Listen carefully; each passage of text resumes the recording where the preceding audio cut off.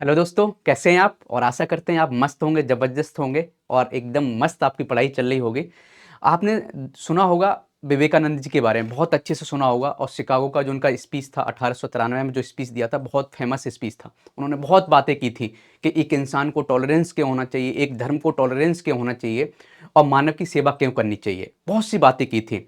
उनका एक जो कोटेशन मुझे बहुत अच्छा लगता है, उसकी समरी हम बता सकते हैं। उन्होंने ये बोला था कि मानव की सेवा करना भगवान की सेवा करने से बहुत बेहतर है। आप किसी एक गरीब इंसान को, भूखे इंसान को खाना दे देते हैं, वो किसी पत्थर पर चढ़ाने से बेहतर है। तो समझ सकते हैं मानव की सेवा का इंपॉर्टेंस कितना बड़ा इंपॉर्टेंस रखता है उनके लिए। किसी भी अच्छे इंसान के लिए यही होना चाहिए कि जो जिंदा पर्सन है उसकी हम सेवा करें, ना कि ऐसे किसी पर्सन पर जो दूर का भगवान है हम उसकी न करके मानव की सेवा करें। तो वही बात है कि आज जैसे हम बात करें कि आज जो हम बात करेंगे, आज का जो टॉपिक है हमारा वो उसी से रिलेटेड है, पब्लिक सर्विस वैल्यूज। कि एक सिविल सर्वेंट को पब्लिक की सेवा क्यों करनी चाहिए।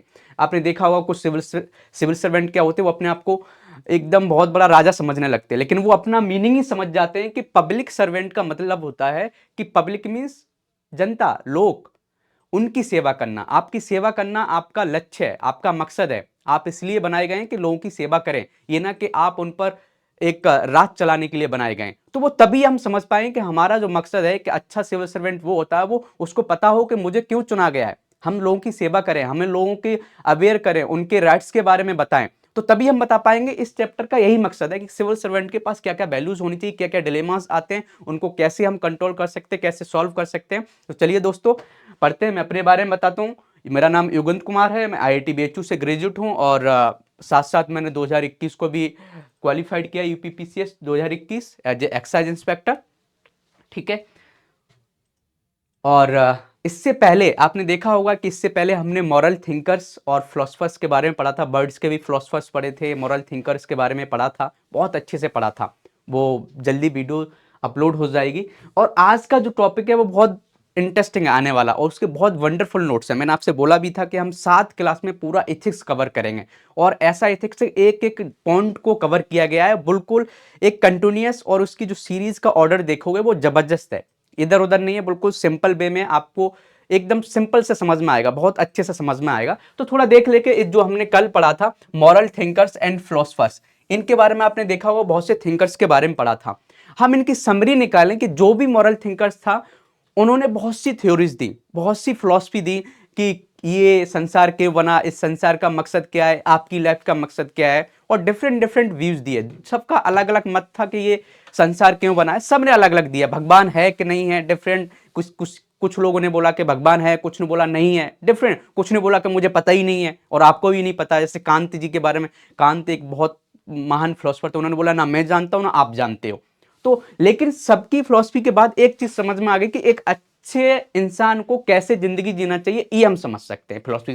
तो हमने मॉरल थिंकर से हम ये सीख सकते हैं कि एक अच्छे इंसान कैसे बन सकते हैं, एक अच्छा इंसान कैसे बनना है, ये हम कैसे जान सकते हैं कि अच्छा इंसान, समझ गए ना। और उसके लिए उन्होंने बहुत सी चीजें बताई थी। आप देखे होंगे कि एक अच्छा इंसान होगा तो इसके लिए क्या क्या होना चाहिए।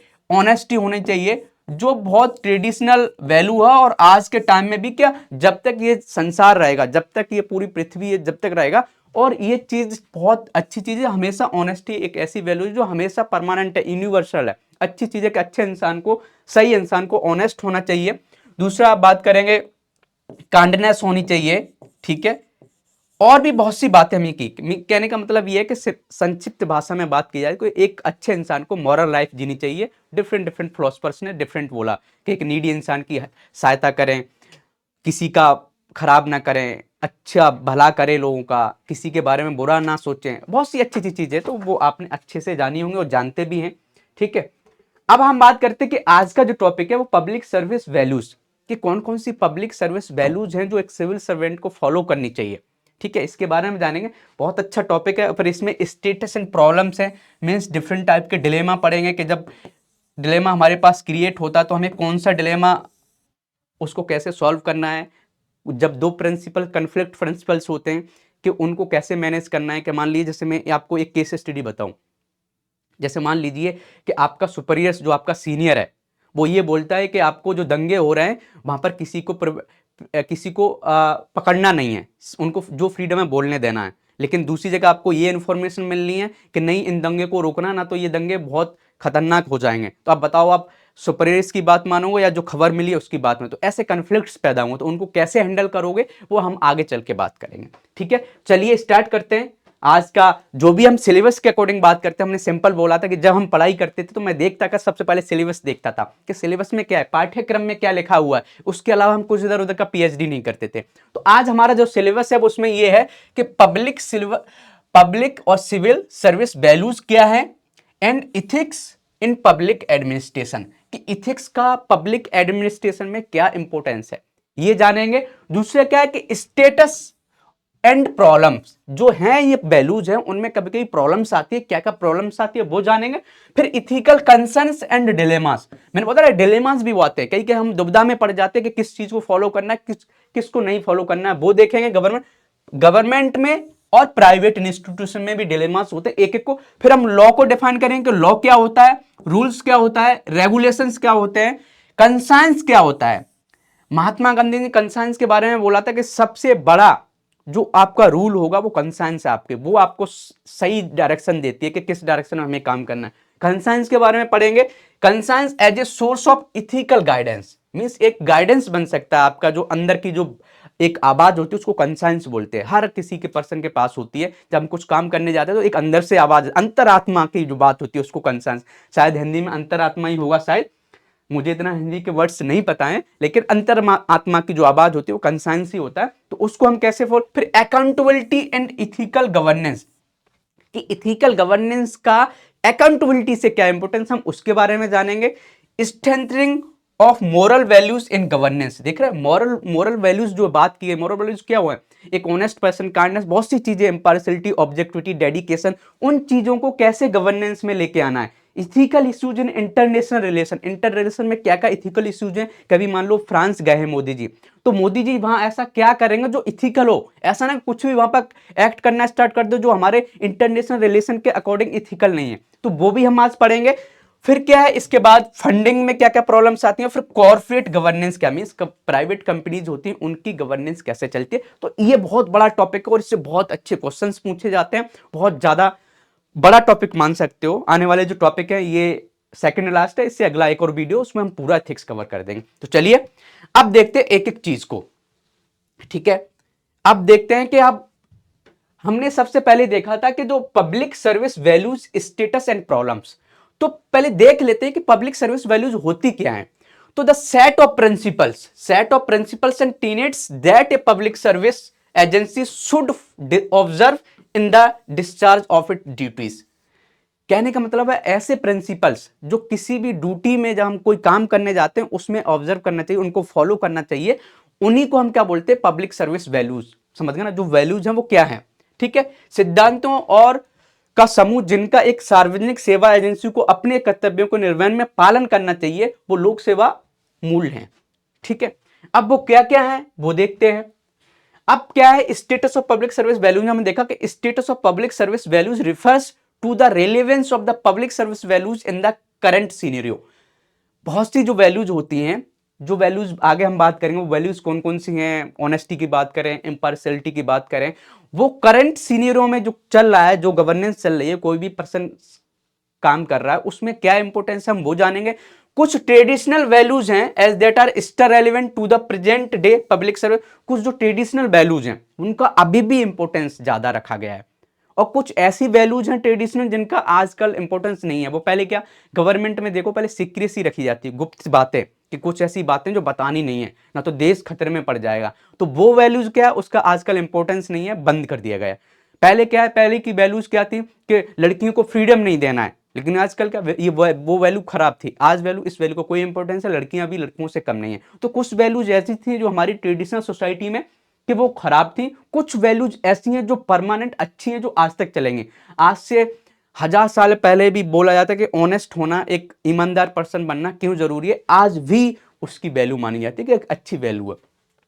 Traditional values that have lost relevance to the present day public service, कुछ ऐसी वैल्यूज मैंने आपको बोला ट्रेडिशनल जो आजकल इंपॉर्टेंस खो दिया इन्होंने, के उनको नहीं। कुछ ऐसी न्यू वैल्यूज आई, जब कोई वैल्यूज खोती हैं कुछ नई वैल्यूज आना स्टार्ट हो जाती हैं। जैसे नई वैल्यूज आना स्टार्ट, इनोवेशन, कि किसी पर्सन को इनोवेशंस करना चाहिए अपने काम में, नए नए तरीके खोज के लेना चाहिए, नई वैल्यू इनोवेशन टेक्नोलॉजी एक नई वैल्यू समझ सकते हो पब्लिक सर्विस में, और फ्लेक्सिबिलिटी समझ सकते हो कि कैसे काम को दूसरे तरीके से फ्लेक्सिबल वे से हम सॉल्व करें। तो नई न्यू वैल्यूज भी आना स्टार्ट हो गई, तो उनके बारे में हम जानेंगे। ठीक है, ये आपको समझ में आ गया। अब देखो क्या है reason for changes in public service values, कि जो मान लो चाणक्य उस समय हम गुप्त मौर्य काल जो था उस समय जो जैसे शासन चल रहे थे वो शासन आजकल क्यों नहीं चल सकते, क्यों चेंजेस लाए गए। कोई भी सर्विस आजकल चेंज हो रही है, वो क्यों चेंज हो रही है। या हम बात करें कि इंडिया में 1947 से पहले जैसे राज चलता था वो अब चेंजेस क्यों हो रहा है, वो चेंजेस इसलिए हो रहे हैं कि reason for changes in public service values क्यों हो रहे हैं, इसलिए हो रहे हैं कि हमें रेगुलेटर टू फैसिलिटेटर बनाना है। पहले हम रेगुलेट करते थे चीजों को, पहले आईएएस का काम था रेगुलेट करना, लोगों को रोकना कि ये नहीं करना है। अब आईएएस का काम या एक एसडीएम का काम या एक बीडीओ का काम, एक सिविल सर्वेंट का काम रेगुलेट करना नहीं है, फैसिलिटेटर मींस सुविधाएं उपलब्ध कराने के, भाई हम आपको सही गाइडेंस दे रहे हैं, सही सर्विस दे रहे हैं, आप अपना काम कीजिए। समझ गए, तो ये चेंज हो रहा है। रेगुलेशन टू डेवलपमेंट, पहले रेगुलेशन होते थे, अब रेगुलेशन से हम डेवलपमेंट पर फोकस कर रहे हैं कि हम डेवलपमेंट करना। आप मोदी जी के स्पीच देखेंगे वहां पर वही बोलते हैं कि मैं प्रधानमंत्री नहीं हूं, मैं जनता का सेवक हूं। तो एक बहुत अच्छा मैसेज प्रमोट किया कि पहले क्या लोग बन जाते थे कि आईएएस या कुछ भी बड़ी पोस्ट, वो समझते थे कि हम तो मालिक हैं। नहीं, आपका मकसद है जनता की सेवा करना, मींस आपका मकसद है फैसिलिटेटर, मींस आपको फैसिलिटी प्रोवाइड करना लोगों को। समझ गए ना आप। तो ये चीजें आपको समझ में आ गई क्यों चेंजेस हो रहा है। इंफॉर्मेशन टेक्नोलॉजी आ रही है इसलिए चेंजेस हो रहा है। Specialized technical and administration new new technology आ रही, तो हमें स्पेशलाइज्ड नॉलेज आपको चाहिए। आपने सुना होगा जो भी है यूपीपीसीएस ने भी बोला है कि हम कुछ ऐसी भर्ती करेंगे बाद में जो पहले से किसी कॉर्पोरेट में आपको जॉब किए होंगे, उनके पास स्पेशलाइज्ड नॉलेज होगी। समझ गए ना। तो एक्सटर्नल एंट्री करेंगे, उसका मैं भी वर्ड्स याद नहीं आ रहा, तो मीन्स जो कॉर्पोरेट वर्ल्ड के लोग हैं उनको हम जॉब देंगे। क्यों देंगे, कि उनको स्पेशलाइज्ड नॉलेज होगी, इसलिए हम जॉब देंगे। ठीक है, इसके बाद बात कर न्यू पब्लिक मैनेजमेंट, बहुत से ऐसी मैनेजमेंट क्वालिटीज आ रही हैं जिससे बहुत काम आसान हो जाता है, उनको भी सीखना। तो इसलिए रीजन है चेंजेस किसमें, पब्लिक सर्विस वैल्यूज में चेंजेस आ रहे हैं। ठीक है, ये हुआ। इसके बाद हम बात करते हैं हिंदी में है, हमारे दोस्त हैं वो हिंदी वाले यहां से पढ़ लेंगे, स्लाइड्स में बहुत अच्छे से दिया गया है। अब देख लेते हैं कि ट्रेडिशनल जो हमारी ट्रेडिशनल पब्लिक सर्विस वैल्यूज थी वो कौन कौन सी हैं जो अभी भी रेलेवेंट हैं, उनका कोई ऐसा नहीं कि पहले चलती थी अब नहीं चलेंगी, वो हमेशा चलेंगे। वो कौन कौन सी वैल्यूज हैं, ऑनेस्टी आपको रखना है, बहुत अच्छी वैल्यूज है कि हर पर्सन को एक सिविल सर्वेंट को या किसी भी पर्सन को किसी भी जगह काम करता है उसको ऑनेस्ट क्यों होना जरूरी है, ये बहुत जरूरी है। इंपार्शियलिटी बहुत जरूरी है। ऑब्जेक्टिविटी मींस सब्जेक्टिविटी के साथ काम नहीं कर रहा, अपने अकॉर्डिंग काम नहीं कर रहा है, डेटा के अकॉर्डिंग काम कर रहा है, फैक्ट के अकॉर्डिंग काम कर रहा है, तो ऑब्जेक्टिविटी नेसेसरी है। नॉन पार्टीशनशिप मींस कोई भी पार्टीशनशिप नहीं है किसी के, समझ गए ना, कोई भेदभाव नहीं होना चाहिए, सबको समान। इंपैथी होनी चाहिए। अब ये नहीं कि गरीब लोगों के प्रति उसकी इंपैथी नहीं है, जब गरीब के प्रति नहीं होगा तो सही से स्कीम इंप्लीमेंट नहीं करेगा, हमेशा रिच लोगों की हेल्प करेगा, तो कैसे ये फिर इक्वलिटी कैसे आएगी। आप समझ गए मेरी बात को। तो ये चीजें हमें कवर करनी है। फिर लीगलिटी की बात करें, उसको लीगल नॉलेज भी होनी चाहिए, नई नॉलेज होगी तो कैसे चला पाएगा एक डिस्ट्रिक्ट को या एक ब्लॉक को। फिर इसके बाद डेडिकेशन टू पब्लिक सर्विस, कि डेडिकेशन भी होना जरूरी है। मान लो इसको हर चीज है ये, लेकिन डेडिकेशन नहीं है, फिर क्या होगा, बस कहते एक ऐसा कहते ना सोने का हमने किसी को कटोरा पकड़ा दिया, बस उससे भीख मांग रहा है, उसके पास नॉलेज तो सब कुछ है लेकिन डेडिकेशन नहीं, तो काम को कैसे इंप्लीमेंट करे। आप मेरी बात को समझ गया ना। तो सब चीजें होना बहुत जरूरी है। तो ये जो ट्रेडिशनल वैल्यूज हैं वो आज भी इंपॉर्टेंस रखती हैं आपके जीवन में, किसी भी सिविल सर्वेंट के जीवन में। ठीक है, इसके बाद हम बात करते हैं कि ऐसी वैल्यूज जो ट्रेडिशनल जो पुरानी वैल्यूज हैं उनका आज के टाइम पर उनका कोई इंपॉर्टेंस नहीं रहा, कोई रेलेवेंट नहीं है। वो कौन कौन सी वैल्यूज हैं, पहले था सेंट्रलाइजेशन, कि हर चीज एक ही पर्सन देखेगा, सेंट्रलाइज कोई होगा तो ऊपर से बोल, एक सेंट्रलाइजेशन हटा देगा। अब क्या करें, इसकी जगह क्या आ गया है, डिसेंट्रलाइजेशन। क्या आ गया है, डिसेंट्रलाइजेशन। तो ये हम देख सकते हैं डिसेंट्रलाइजेशन, ये हुआ, इसकी जगह ये आ गया है। फिर क्या है, प्रोसीजर करेक्टनेस, पहले क्या कोई प्रोसीजर बना दिया कि इसी के अकॉर्डिंग काम करना, ना तो इसके अकॉर्डिंग काम नहीं करोगे तो गलत है। पहले एंड नहीं देखा जाता था, कोई सिविल सर्वेंट मान लो एक बता देते हैं, जैसे मान लीजिए कोई एक स्कीम है और एक स्कीम में क्या है कि ये देखा जा रहा है कि जिन जिन लोगों का नाम है उन्हीं को हम मकान प्रोवाइड कराएंगे, और देखा कि वो जैसे लिस्ट देखा और वहां बहुत से लोग खड़े हुए थे और उस लिस्ट में देखा कि बहुत अमीर अमीर लोग भी खड़े हुए थे। अब बताओ, एक एसडीएम है, मान लेते यूपीपीसीएस से सेलेक्ट हुआ पर्सन है एसडीएम, और वो देख रहा है कि वो लिस्ट में एक बुढ़िया उसके पास आती है, उसके पास वास्तव में घर नहीं है। अब वो उसके पास आती है, बोलती है सर मेरे पास घर नहीं है, मेरा इस लिस्ट में काम नहीं है। अब बताओ वो इसके अकॉर्डिंग चलेगा कि जैसा लॉ बना हुआ है उसी के अकॉर्डिंग, तो क्या उसको नहीं मिल पाए। लेकिन उसने इसको नहीं फॉलो किया तो हो सकता है कि ऐसी फ्लेक्सिबिलिटी से रूल बनाएगा उसको भी घर मिल सकता है। पहले नहीं मिलता था लेकिन अब चेंजेस हुए, तो जो प्रोसीजरल करेक्टनेस है वो हमें आज फॉलो नहीं करनी है। हमें कुछ फ्लेक्सिबिलिटी अपने रूल्स और रेगुलेशन में रखनी है जिससे उन लोगों को फायदा मिले स्कीम का जो सच में डिजर्व करते हैं, ऐसे नहीं किसी को मिल जाए। समझ गए आप?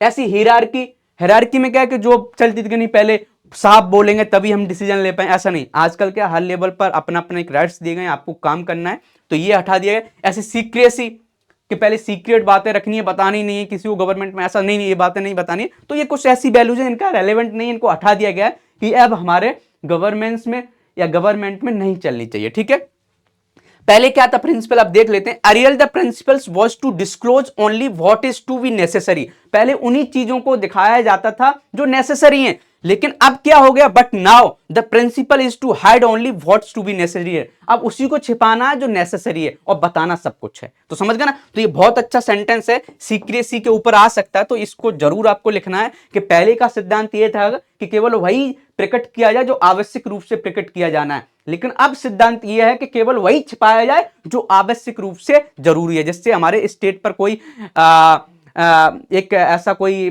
प्रॉब्लम्स क्रिएट ना हो। कुछ जैसे कुछ इंफॉर्मेशन होती है जो छिपानी रहती है। अब बताओ, अभी मान लीजिए रॉ है, मान लीजिए जो हमारा एक सीक्रेट एजेंसी है जो पूरा इंटेलिजेंस देखती है, अब वो उसको बस कुछ चीजें छिपानी रहेंगी, लेकिन वो छिपानी रहेंगी जो हमारे देश की हित के लिए। अब ऐसा नहीं कुछ भी छिपा लो, जो जो लोगों को बताना भी नेसेसरी, हम वो भी छिपाए जा रहे हैं। तो अब सिद्धांत बदल गया है कि छिपाना वो जरूरी है जो बहुत इंपॉर्टेंस है किसी देश की सिक्योरिटी के लिए। अब ये नहीं चाहिए हर चीज छिपाए जा रहे हो, फिर ट्रांसपेरेंसी कैसे आई? तो आप समझ गए होंगे मेरा मकसद। तो कुछ चीजें जो ट्रेडिशनल वैल्यूज हैं वो कौन कौन सी हैं जिनका आजकल कोई इंपॉर्टेंस नहीं है, वो ये चीजें इनको हटा दिया गया है, धीरे धीरे हट भी रही हैं।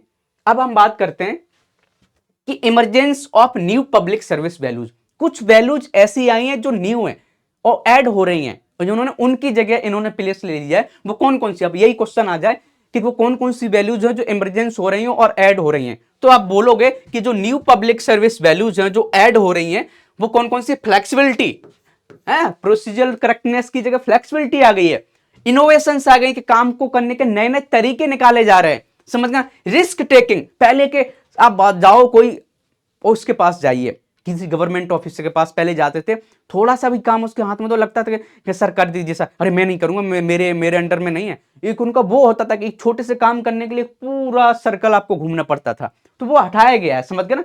फिर इफिशियंसी एंड इफेक्टिवनेस, इसको बढ़ाया गया है कि अभी सबको एक एक को हम डिफाइन करेंगे और सबकी डेफिनेशन आपको बताएंगे, सबकी डेफिनेशन।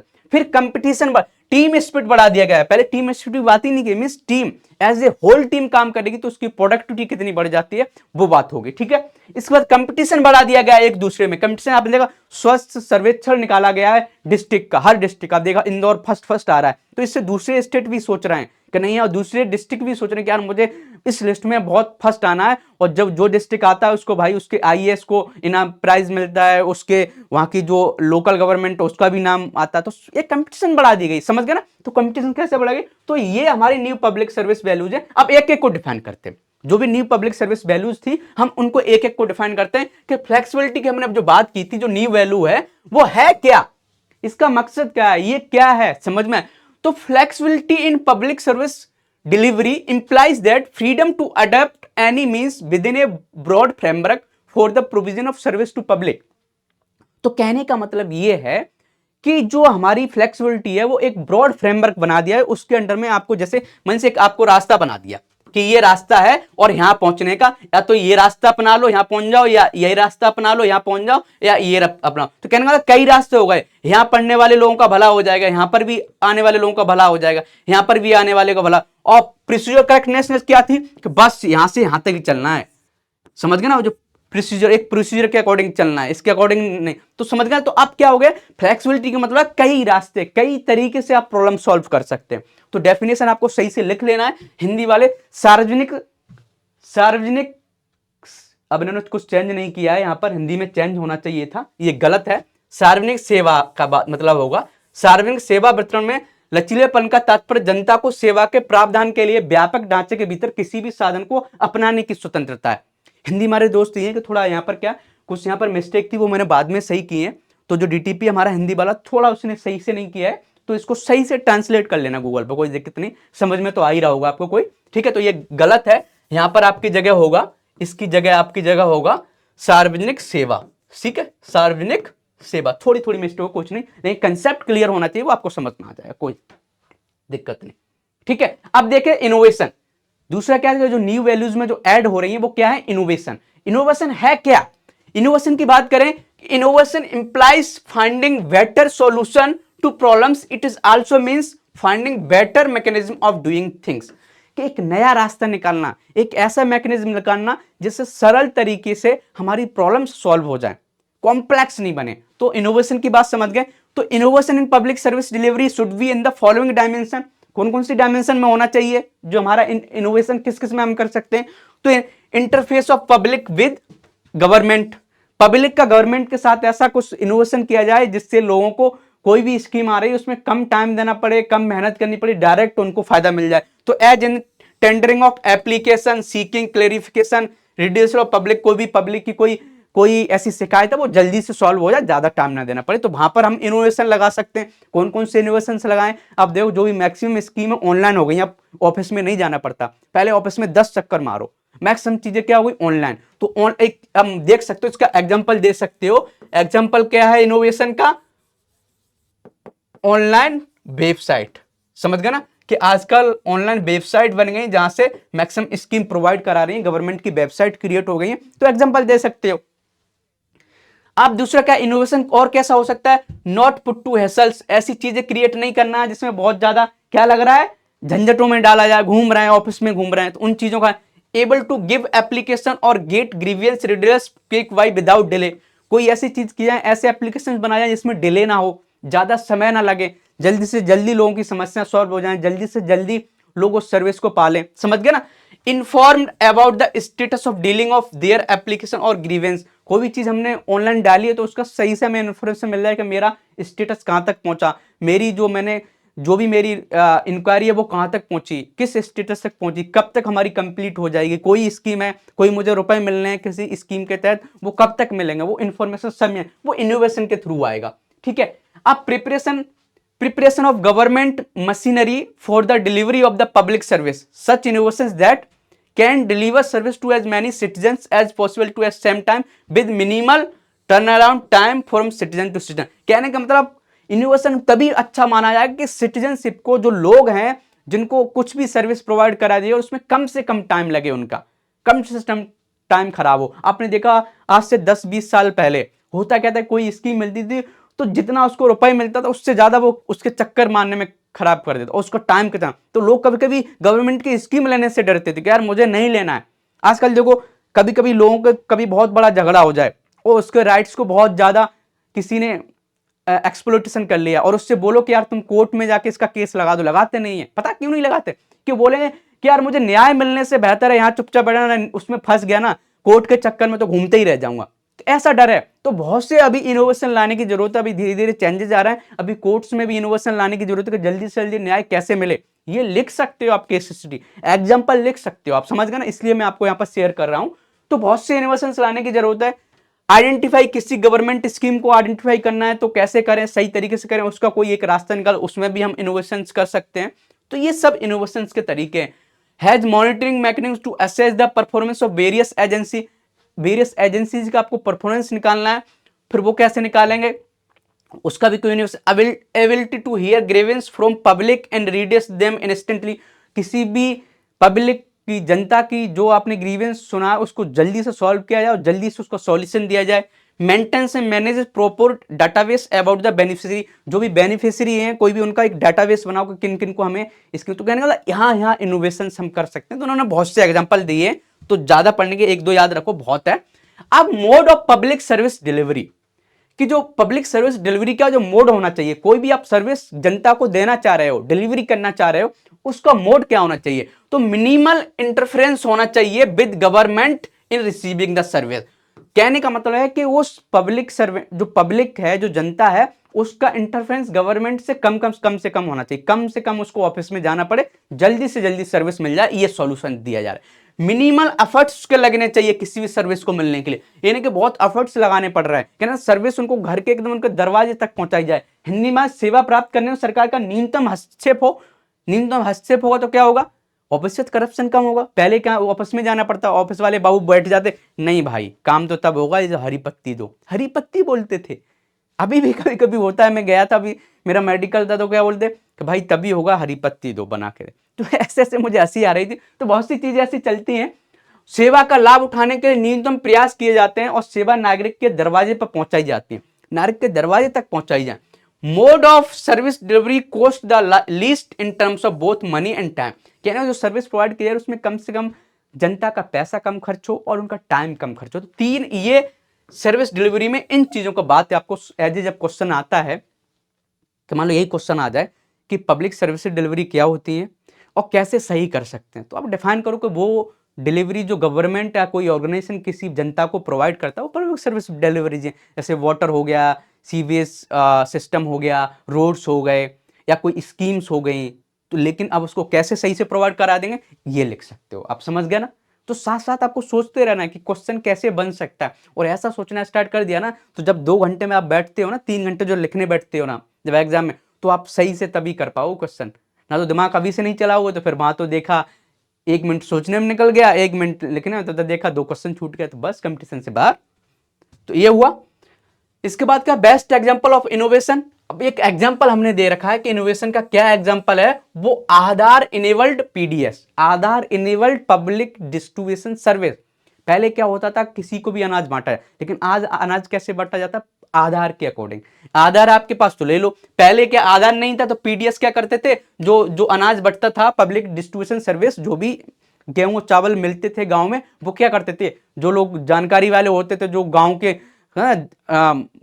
ज्यादा पैसे वाले लोग होते थे, जिनकी चलती थी गांव में, वही सब रख लेते थे। लेकिन आज क्या है कि आधार के अकॉर्डिंग बढ़ता है, तो जिससे का लीकेज कम हो गया। तो एक इनोवेशन है, कितना अच्छा कि एक आधार का इनोवेशन ने कैसे हमारे पब्लिक डिस्ट्रीब्यूशन सिस्टम के लीकेज को खत्म कर दिया। एक एग्जांपल दे सकते हो आप, ठीक है। अब हम बात करते हैं इफिशियंसी एंड इफेक्टिवनेस। इफिशियंसी और इफेक्टिवनेस होता क्या है? तो इफिशियंसी का मतलब ये होता है कि कम टाइम में हम ज्यादा से ज्यादा हम चीजें निकाल दिया, कम पैसे में ज्यादा से ज्यादा चीजें निकाल। तो efficiency implies more output per unit of input. Per unit जो इनपुट लगाया जा रहा है उससे ज्यादा हमें इनपुट निकाल लिया जाए। दूसरा इफेक्टिवनेस क्या है? Implies producing quality product. तो आप देख रहे हैं दोनों का इफिशियंसी का मतलब पर यूनिट जो इनपुट हो रहा है उसमें ज्यादा से ज्यादा आउटपुट निकले, और इफेक्टिवनेस का मतलब यह है, इफेक्टिवनेस का क्या, जो भी सर्विस प्रोवाइड कर रहे हैं वो क्वालिटी के साथ होना चाहिए। ये नहीं कि हमने अनाज बांटा और देखा सड़ा हुआ अनाज दे दिया। अनाज तो नाम के नाम पर आपने दे दिया 3 किलो, लेकिन 3 किलो क्या फायदा है कि वो सड़ा हुआ है। समझ गए ना? efficiency and effectiveness as a values in public service actually mean the following। वो क्या फॉलोइंग करता है? इसका मतलब क्या है कि not just delivery of service but also delivery of timely service. Means time से सर्विस को प्रोवाइड करना भी ये माना जाता है कि इफेक्टिवनेस और क्वालिटी प्रोडक्ट। समझ गया ना? तो ये माना जाता है। दूसरा, not just delivery of service but also delivery of quality of service. Quality of service provide करना इफेक्टिवनेस, और उसका मीनिंग ये है attempting to expend minimal resources, money, material, man power and time. कहने का मतलब कुछ भी जो आप देना चाह रहे हैं, न्यूनतम संसाधन, धन समय और व्यक्तिगत समय खर्च करने का प्रयास। कहने कम से कम चीजें खर्च हो रही हैं, उनको अच्छी से अच्छी सर्विस प्रोवाइड की जा रही है। अब ये नहीं कि मान लो हमने किसी रोड बनाने के चक्कर में गांव में देखा गवर्नमेंट ने 1000 करोड़ रुपए खर्च कर दिए और वो था 200 करोड़ का प्रोडक्ट। समझ गया? तो कहने का ये चीजें सब हमें केयर करनी है। ये हुआ। अब ऐसी टीम स्पिरिट का हमने, तो डी जो ऑप्शन है वो टीम स्पिरिट क्या होती है इसको हम डिफाइन करेंगे। तो team is a bunch of people, एक लोगों का समूह जिनका एक मकसद है काम करने का, मेरा पर्पज क्या है, उनका एक गोल है, क्या है, कॉमन ऑब्जेक्टिव, उसको हम टीम बोलते हैं। Team spirit implies the feeling of belongingness to a team. Team spirit का मतलब ये होता है कि आपको फील हो, एक फीलिंग हो आपके अंदर कि नहीं यार मैं उस ग्रुप से बिलोंग करता हूं। कैसे आपको 10 लोगों की टीम बना, क्रिकेट टीम बनाई है, तो उनमें इतनी स्पिरिट अच्छी होती है, वो एक दूसरे फील करते हैं यार मैं उस ग्रुप से आता हूं और मुझे जीतना है। ऐसी भी सब गवर्नमेंट या जो भी एक किसी भी सिविल सर्वेंट का ग्रुप होता है, उनको भी टीम स्पिरिट एज ए काम करना चाहिए। मान लीजिए एक एसडीएम है, उसके अंदर भी बहुत से उसके अंदर सबऑर्डिनेट ऑफिसर्स होते हैं, उन सबको एज ए टीम स्पिरिट होगी तो अच्छा काम होगा, अच्छी प्रोडक्टिविटी बढ़ेगी, ये कहना चाह रहे हैं हम। The task is assigned to team and team as a whole is held countable for success of failure. Team spirit तभी सही मानी जाती है कि जब सक्सेसफुल हो तो सबका उसमें वो माना जाए कि सभी लोगों के उससे सक्सेसफुल हुए हैं। जब फेल हुए हैं तो ये नहीं कि किसी दूसरे एक पर हमने आरोप लगा दिया कि इसके चक्कर में फेल हुए, नहीं।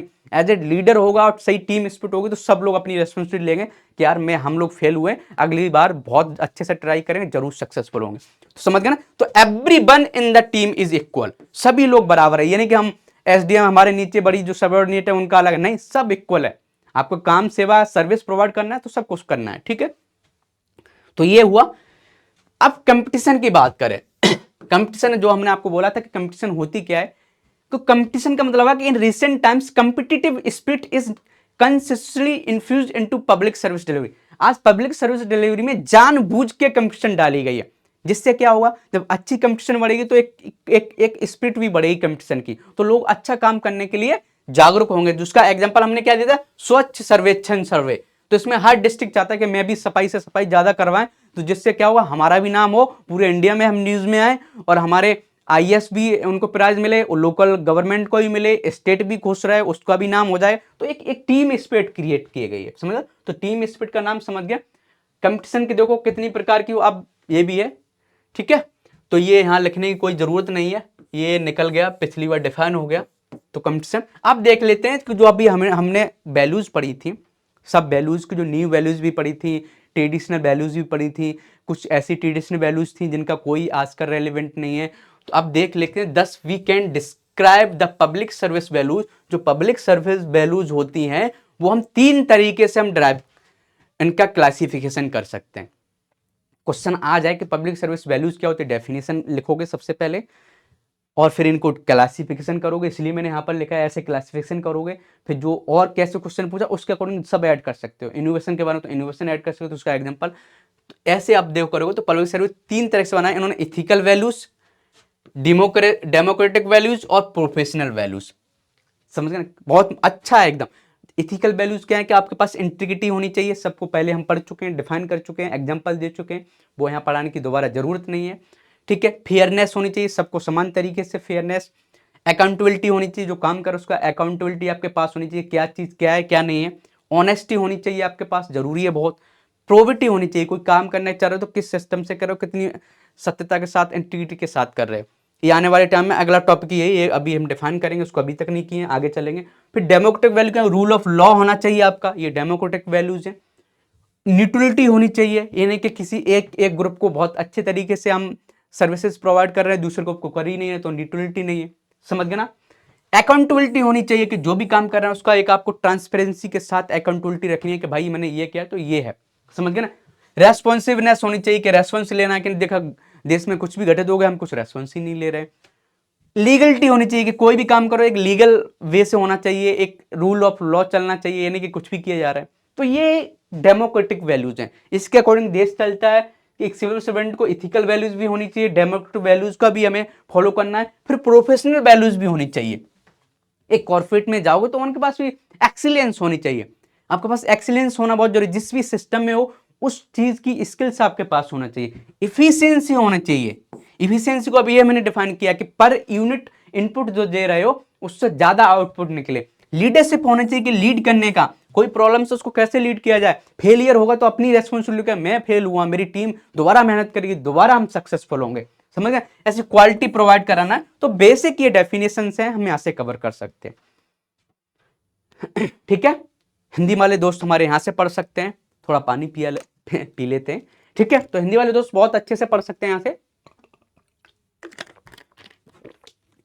ये हुआ, वही बातें लिखी हैं, उत्कृष्टता क्या होती है, क्षमता क्या होती है, नेतृत्व, गुणवत्ता। ठीक है, अब हम बात करते हैं ethical concern and dilemmas in public institutions. वही सब सिलेबस के एक एक पॉइंट पर हम जा रहे हैं।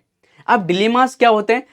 An ethical dilemma refers to making choice between competing ethical principal.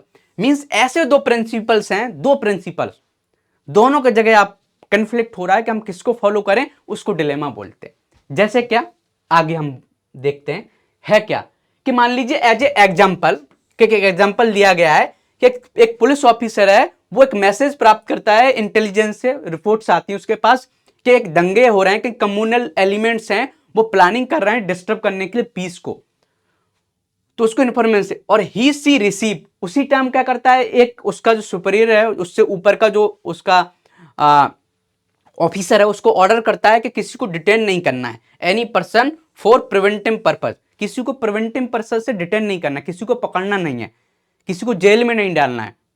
अब उस कन्फ्लिक्ट हो गया कि यार हम उसकी बात माने जो हमें इन्फॉर्मेशन मिली है, या हम इन ऑफिसर की बात माने जो आपसे सीनियर है, तो कन्फ्लिक्ट हो गया। फिर आप कैसे सॉल्व करोगे, क्यों सॉल्व करोगे, क्या रास्ता रहेगा? अब यहां से क्या हो सकता है, यहां से आप समझना स्टार्ट कर दो। अब यहीं से आपने सीखना स्टार्ट कर दिया कि जब आपके पास केस स्टडी आएगी तो कैसे सॉल्व करोगे, यहीं से सॉल्व हो रही है। हम उसकी वीडियो अलग से नहीं बनाएंगे, यहीं से आप सब समझ लिए ना, तो यहीं से सब सॉल्व करना स्टार्ट कर दोगे। समझ लो कि आपकी केस स्टडी यहीं से पढ़ना स्टार्ट कर दिया आपने। तो कैसे सॉल्व करोगे? आप दो डिलेमा आ गए कि आप बताइए कि जो क्रेडिबल जो इंटेलिजेंस रिपोर्ट है हम उसको फॉलो करें, या जो हमारा सीनियर ऑफिसर है उसको फॉलो करें। कैसे करोगे? अब चलिए पढ़ते हैं इसमें आगे। अब करते करें, अब कैसे करते? Now officer has ethical dilemma, he has different choices. अब कौन कौन सी चॉइसेस हैं उसके पास? डिलेमा में पड़ गया, दुविधा में पड़ गया कि यार क्या फॉलो करें, यार ऑफिसर की बात मारें या जो इन्फॉर्मेशन मिली उसकी बात मारें। समझ गए ना? तो केस स्टडी में यही होता है कि आपको डिलेमा में डाला जाता है, दुविधा में डाला जाता है, और जब आप सही से कौन सा रास्ता अपनाते हो वो आपके इथिक्स को, आपकी अंदर की कैपेबिलिटी को डिफाइन करता है कि ये पर्सन कितना सही है। समझ गया ना? तो अब देखो, पहली चॉइस तो उसके पास ये है कि non detention of those communal elements, this choice is ethical. अब मान लो उसने ये मान लो चॉइस कर लिया कि हमें किसी को डिटेन नहीं करना है, तो ये इथिकल क्यों हो जाएगी? इसलिए इथिकल हो जाएगी because of the following reason, it amounts to adhering to superiors orders, क्योंकि उसने अपने जो उससे ऊपर का जो ऑफिसर है उसका ऑर्डर को मान लिया, इसलिए इथिकल है। ऑब्वियस सी बात कि किसी गवर्नमेंट जॉब में जाओगे तो जो आपका सीनियर है, या कॉर्पोरेट में जाओगे जो आपका सीनियर है उसकी बात माननी पड़ेगी, इथिकल बात है। ठीक है, मान लेते हैं। और क्या है? Detaining a person before he she actually commits the crime is not considered ethical by liberals and human rights activists। अब किसी को डिटेन कर लेता तो वो सही नहीं माना जाता लिबरल के अकॉर्डिंग, और जो लोग, जो बहुत से एनजीओ होते हैं वो गलत मानते हैं कि अब उसने क्राइम नहीं किया और उससे पहले तुमने उसको डिटेन कर लिया, इसलिए इथिकल है ना उनको डिटेन करना। तो this choice is not ethical. अब लेकिन ये हम आंसर भी दे रहे हैं कि ये चॉइस इसलिए इथिकल नहीं है, it's not because it is against public good, लेकिन ये पब्लिक गुड के अगेंस्ट में है, इसलिए ये इथिकल नहीं है। दो हमने आर्गुमेंट दिए इथिकल क्यों है, कि हमने इथिकल इसलिए है कि हम अपने सीनियर्स की बात मान रहे हैं। दूसरा क्या इथिकल है कि हम किसी को डिटेन नहीं कर रहे हैं कि उन्होंने कुछ गलत काम किया ही नहीं है। काम करने से कोई क्राइम करेगा तभी तो हम डिटेन करेंगे, उन्होंने क्राइम किया ही नहीं तो हम क्यों डिटेन करेंगे। लेकिन अनइथिकल इसलिए है क्योंकि इथिकल इसलिए नहीं है क्योंकि पब्लिक सर्विस के अगेंस्ट है, जो पब्लिक गुड के मान लो हो गया दंगा और कई लोग मारे गए, तो फिर इथिकल चीज नहीं है। समझ गया? तो ऐसे हमने इसको डिफाइन किया। फिर इसके पास दूसरी चॉइस क्या है, इस दूसरी चॉइस के बारे में हम पढ़ते हैं। दूसरी चॉइस ये थी कि detention of those communal elements. आप मान लीजिए उन लोगों को क्या पकड़ लेते हैं, जेल में डाल देते हैं। क्या? अब दिस चॉइस इज इथिकल। क्यों ethical? Because it promotes public good. ये पब्लिक गुड को प्रमोट करता है, saves loss of life and property. बहुत सी लाइफ को बता देगा, बहुत सी प्रॉपर्टी को बता देगा। मान लो दंगे हो जाते तो बहुत से लोग मर जाएंगे, प्रॉपर्टी, इसलिए इथिकल है। Not ethical. अब ये इथिकल क्यों नहीं है, इसका भी आप रीजन दो। इथिकल इसलिए कि it defies the order of superiors. जो आपका सीनियर ऑफिसर है उसका आप ऑर्डर नहीं मान रहे हो, इसलिए इथिकल नहीं है। समझ गया? It leads to curtailing the natural freedom. ये क्या करता है, जो नेचुरल फ्रीडम हमें दी गई, बोलने की फ्रीडम दी गई, उसके अगेंस्ट है, इसलिए इथिकल नहीं है। तो आपने दोनों चॉइस का इथिकल भी बता दिया, अनइथिकल की बता दिया, क्यों है क्यों नहीं है, सही से लिख दिया। और ऐसे ही केस हिस्ट्री में लिखा जाता है। समझ गया ना? अब क्या होगा, फिर आप बताओगे this dilemma can be resolve in the following ways, कि ये जो डिलेमा है, this dilemma can be resolve in the following ways. हम in different ways we can solve this problem. अब कौन कौन से सॉल्यूशंस हैं? पहली भी बात यह है कि convince the superiors about the harm caused to general public. जो हमारा सीनियर है उसको हम कन्विंस करना है कि यार देखो बहुत सी बड़ी प्रॉब्लम्स हो जाएंगी, कि हमने लोगों को डिटेन नहीं किया तो दंगा हो गया ना तो बहुत से लोगों की जान चली जाएगी, ऐसे उसको कन्विंस करना है। फिर क्या है कि do what ever promotes the greater public good.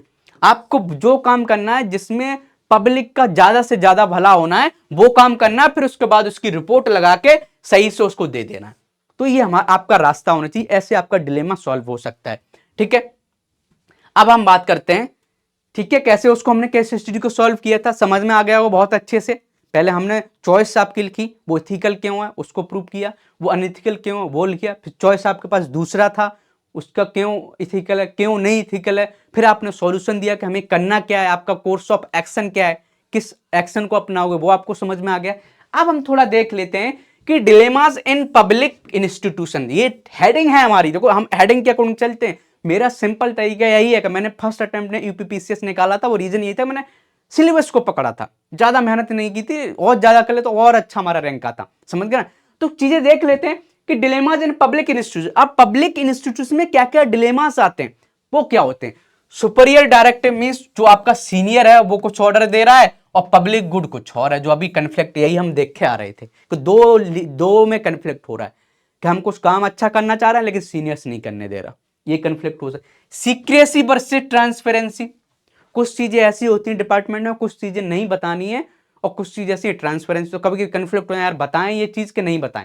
मान लीजिए कि किसी डिपार्टमेंट में मान लो ऐसा काम हो गया जो जिससे बेइज्जती हो सकती है, मान लो वहां करप्शन हो गया, आप बताओ वो आपको बताना है पब्लिक में कि नहीं? लोग सोचेंगे यार डिपार्टमेंट की बेइज्जती हो जाएगी, लेकिन इथिकल पर्सन होगा तो वो बोलेगा कि भाई हमें ट्रांसपेरेंसी को प्रमोट करना है ना, तो ये भय भी होना चाहिए, हमें बताना है।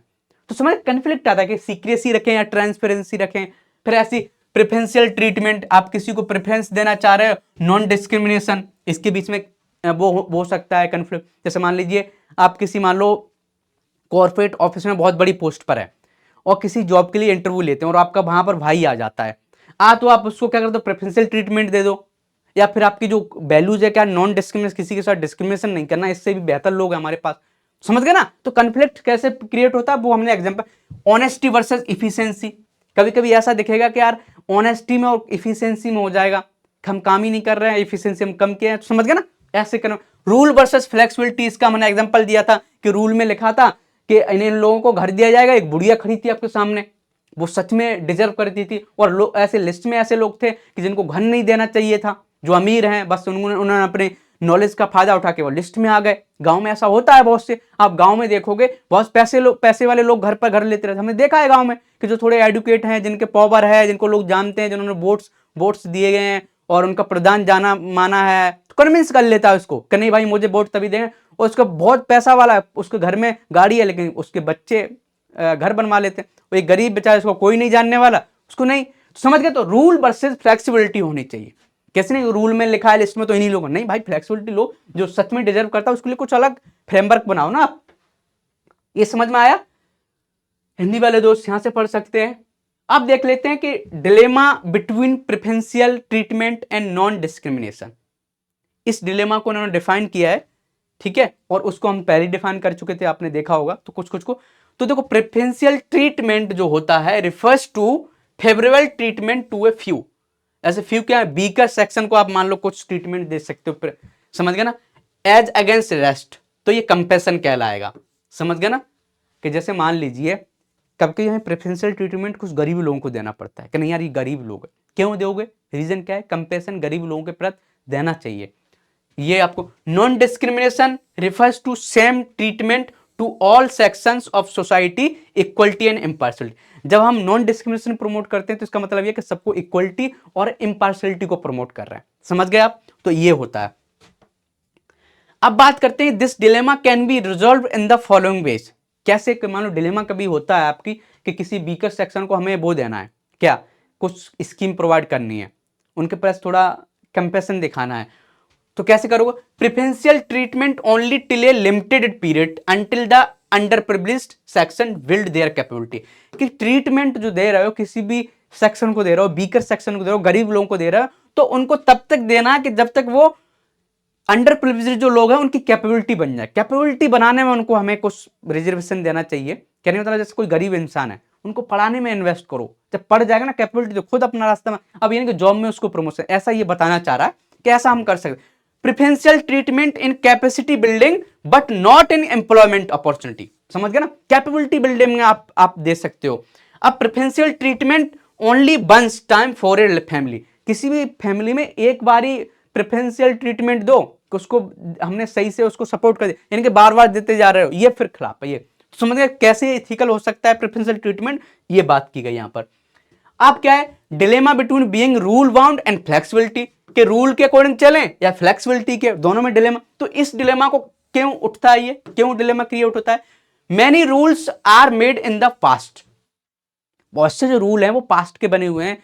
कुछ कॉलोनियल रूल्स हैं जो आज के टाइम में उनका कोई इंपोर्टेंस नहीं है। समझ गया ना, उस समय की परिस्थितियां कुछ अलग थी, but rules have not been amend, और आज के टाइम में वो रूल अमेंड नहीं किए गए मॉडर्न रिक्वायरमेंट के अकॉर्डिंग। समझ गया ना, ये हुआ। ये सिंगल रूल, एक जो सिंगल रूल है वो सभी ग्रुप के लिए नहीं लागू हो सकता। डिफरेंट डिफरेंट कहते हैं ना कि हर एक साइज हर के लिए बराबर नहीं होता, 500 उंगलियां बराबर नहीं होती, इसको अलग ट्रीटमेंट है, इसके लिए अलग ट्रीटमेंट है, इसके लिए अलग। समझ गए ना, तो ये कहना चाह रहा है कि रूल वर्सेज जो फ्लेक्सिबिलिटी है उसको कैसे हैंडल करोगे, ये चीजें। रिजॉल्व वाइज कैसे सॉल्व किया जाएगा? Tweaking the rules to serve the public good, कुछ कभी कभी रूल तोड़ने पड़ते हैं वो पब्लिक गुड के लिए, क्योंकि उन्होंने जो रूल्स अमेंड होने चाहिए थे वो नहीं हुए। समझ गए ना, and then gets the action ratified, तब ये लगता है कि उस एक्शन को रेटिफाइड करने की जरूरत है। समझ गए ना, उस seeking the permission for carving out an exception to the rule, जो रूल है पुराना रूल है उसमें कुछ एक्सेप्शन बना दो भाई। समझ गए ना, पुराने टाइम का बना रूल है और आज नहीं एप्लीकेबल हो रहा है तो उसको कुछ चेंज कर दो। Getting the rule amended quickly to the serve public good, कुछ रूल है उसको अमेंड करो और पब्लिक गुड के लिए, जो सर्विस है बहुत सी जनता है उनका भला से ज्यादा भला हो सके। अब ये नहीं कि वो रूल पुराना रूल है उसको चलाए जा रहे हैं और लोगों का भला नहीं हो रहा है, तो क्या फायदा है? तो समझो रूल वर्सेस फ्लेक्सिबिलिटी, फ्लेक्सिबिलिटी को क्यों फेवर करना चाहिए, तो ये आप अपने आर्गूमेंट दे सकते हो। अब इथिकल डिलेमा इन प्राइवेट इंस्टीट्यूशन, अभी तक हमने जो मैक्सिमम बातें की गई थी वो गवर्नमेंट जैसी बातें की गई थी कि गवर्नमेंट इंस्टीट्यूशन को कैसे सही कर सकते हैं, क्या क्या चीजें। अब प्राइवेट इंस्टीट्यूशंस में भी बहुत से डिलेमास क्रिएट होते हैं। वो क्या क्या डिलेमास क्रिएट होते हैं वो देख लेते हैं कि private institutions are also a part of society, कि वो भी सोसाइटी का पार्ट होते हैं भाई। समझ गए ना, they have deep sense of responsibility, उनकी भी रेस्पॉन्सिबिलिटी होती है टुवर्ड्स ऑल स्टेक होल्डर, उसमें भी स्टेक होल्डर्स होते हैं। समझ गए ना, स्टेक होल्डर्स इंक्लूड, अब कौन कौन से स्टेक होल्डर होते हैं? सप्लाईज हो गई, जो सप्लाई कोई मान लो कोई कॉर्पोरेट है, वहां कोई फैक्ट्री चल रही, कोई एक ऐसे लोग जो सप्लाईज प्रोवाइड कर रहे हैं, कस्टमर्स हो गए, उसके एम्प्लॉइज हो गए, सोसाइटी हो गई, गवर्नमेंट हो गई, सब उसके पार्ट है भाई। गवर्नमेंट क्यों पार्ट हो गई? कि गवर्नमेंट उसका पार्ट इसलिए हो गई कि भाई उसने कुछ ऐसा निकालना स्टार्ट कर दिया जो एनवायरमेंट के खिलाफ है, उसने टैक्स इवेजन कर दिया, टैक्स ही नहीं भर रहा तो भी गवर्नमेंट के खिलाफ है। सोसाइटी के लिए क्योंकि मान लो उसने कुछ प्रदूषण फैला दिया, जल में कुछ टॉक्सिक कर दिया तो बहुत सी जनता मर जाएगी आसपास। तो हर चीज एक दूसरे से इंटरकनेक्टेड है। समझ गया ना, तो प्राइवेट इंस्टीट्यूशन में भी डिलेमाज आते हैं, तो हम वो देख लेते हैं कि क्या क्या डिलेमाज होते हैं।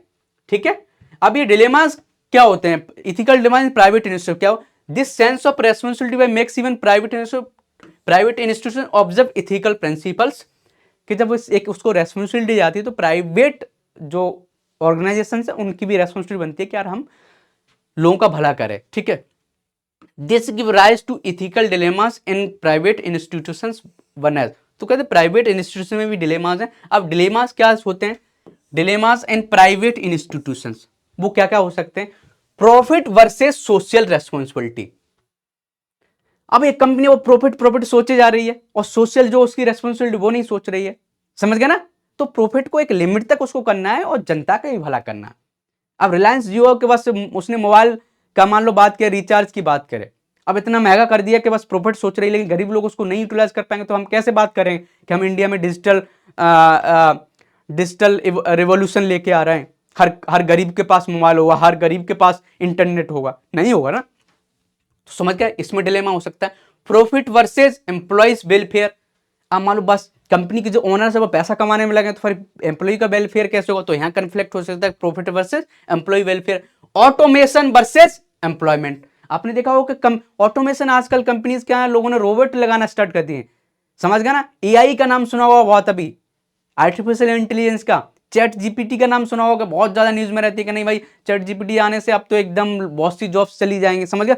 तो ऑटोमेशन एक लिमिट तक होना चाहिए, एम्प्लॉयमेंट का ध्यान रखना चाहिए, इसमें कन्फ्लिक्ट हो सकता है।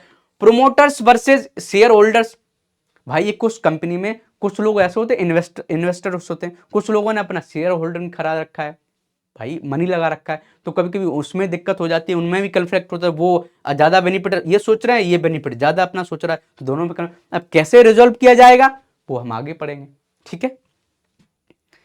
अब देख लेते हैं कि वो कैसे करेंगे, जो पहले के हमारे अप्रोच थे वहीं से कवर हो जाएंगे पूरे, ठीक है। कैसे कवर कर सकते हैं, जैसे पीछे के एक थोड़ा आपको दिखा देते हैं कि प्रॉफिट वर्सेस रेस्पॉन्सिबिलिटी कैसे, हम मान लो प्रॉफिट करेंगे तो उसमें भला किसका होगा, इथिकल के कैसे हो जाएगा कि हर कंपनी का एक मोरल रेस्पॉन्सिबिलिटी पैसा कमाए, इथिकल अनइथिकल क्यों हो जाएगा कि लोगों का भला नहीं हो रहा है।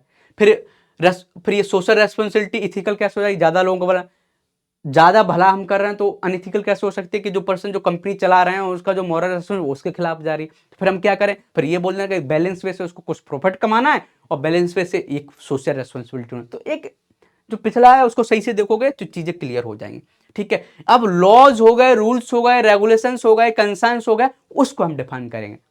समझ में आ रहा है ना, आपने देखा होगा सिलेबस, जब स्टार्टिंग में हमने सिलेबस दिखाया था, एक एक पॉइंट को हम कवर कर रहे हैं, ठीक है। अब लॉज क्या होते हैं, laws source of ethical guidance, कि जो लॉज होते हैं वो इथिकल गाइडेंस को कैसे प्रमोट करते हैं, तो क्या है, laws set out standards procedures and principle that must be followed. Laws वो होते हैं कि जिनका एक स्टैंडर्ड्स होता है, एक सेट होता है, उसको फॉलो करना है जनता को, वो लॉज होते हैं। A law is enforceable by a judicial system, जो लॉ होता है एक जुडिशियल सिस्टम के तहत इंप्लीमेंट किया जाता है, मींस एक जज उसको इंप्लीमेंट करता है कि क्या गलत है क्या खराब है, तो ये डेफिनेशन है।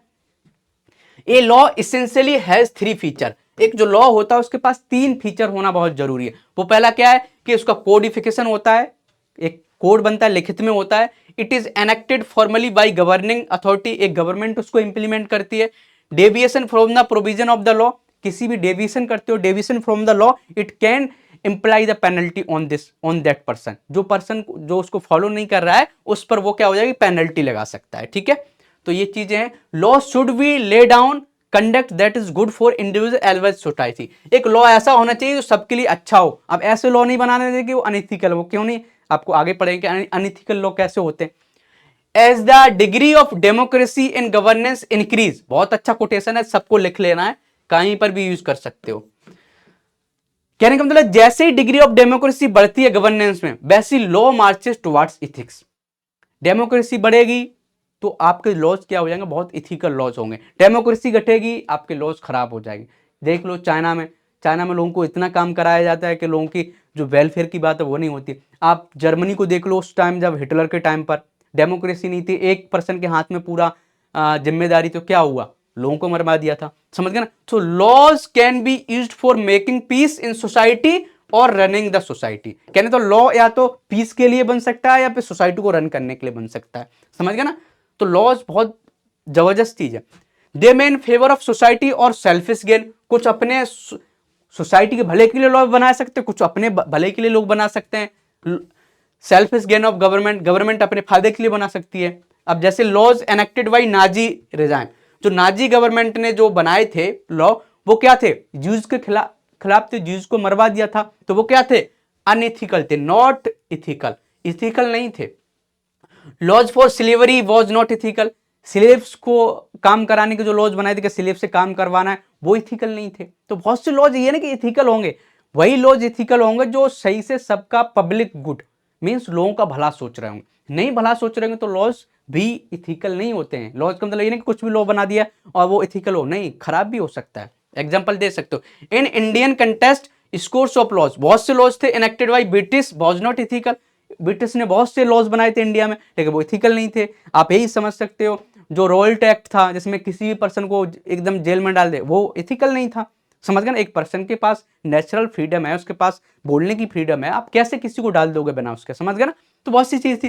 तो the law is an ordinance of reason for the common good promulgate by him who has care for society. तो बहुत अच्छा है, सेंट थॉमस एक्विनास ने बोला है, इसको लिख लेना है कि लॉ एक ऐसा लॉ या ऑर्डिनेंस एक ऐसे पर्सन के द्वारा बनाया गया है जो पर्सन की भलाई के लिए सोचता है। तो बहुत अच्छे से कानून सामान्य भलाई के लिए तर्क का एक अध्यादेश है जिसे समाज की परवाह करने वाले व्यक्ति द्वारा प्रवर्तित किया जाता है। तो लॉ को हम उसी को मान सकते हैं जो समाज की भलाई के लिए हो, यानी कि समाज के लिए भलाई के लिए नहीं है लेकिन वो गवर्नमेंट ने पास कर दिया तो लॉ नहीं है, वो फिर और कुछ है। समझ गए ना?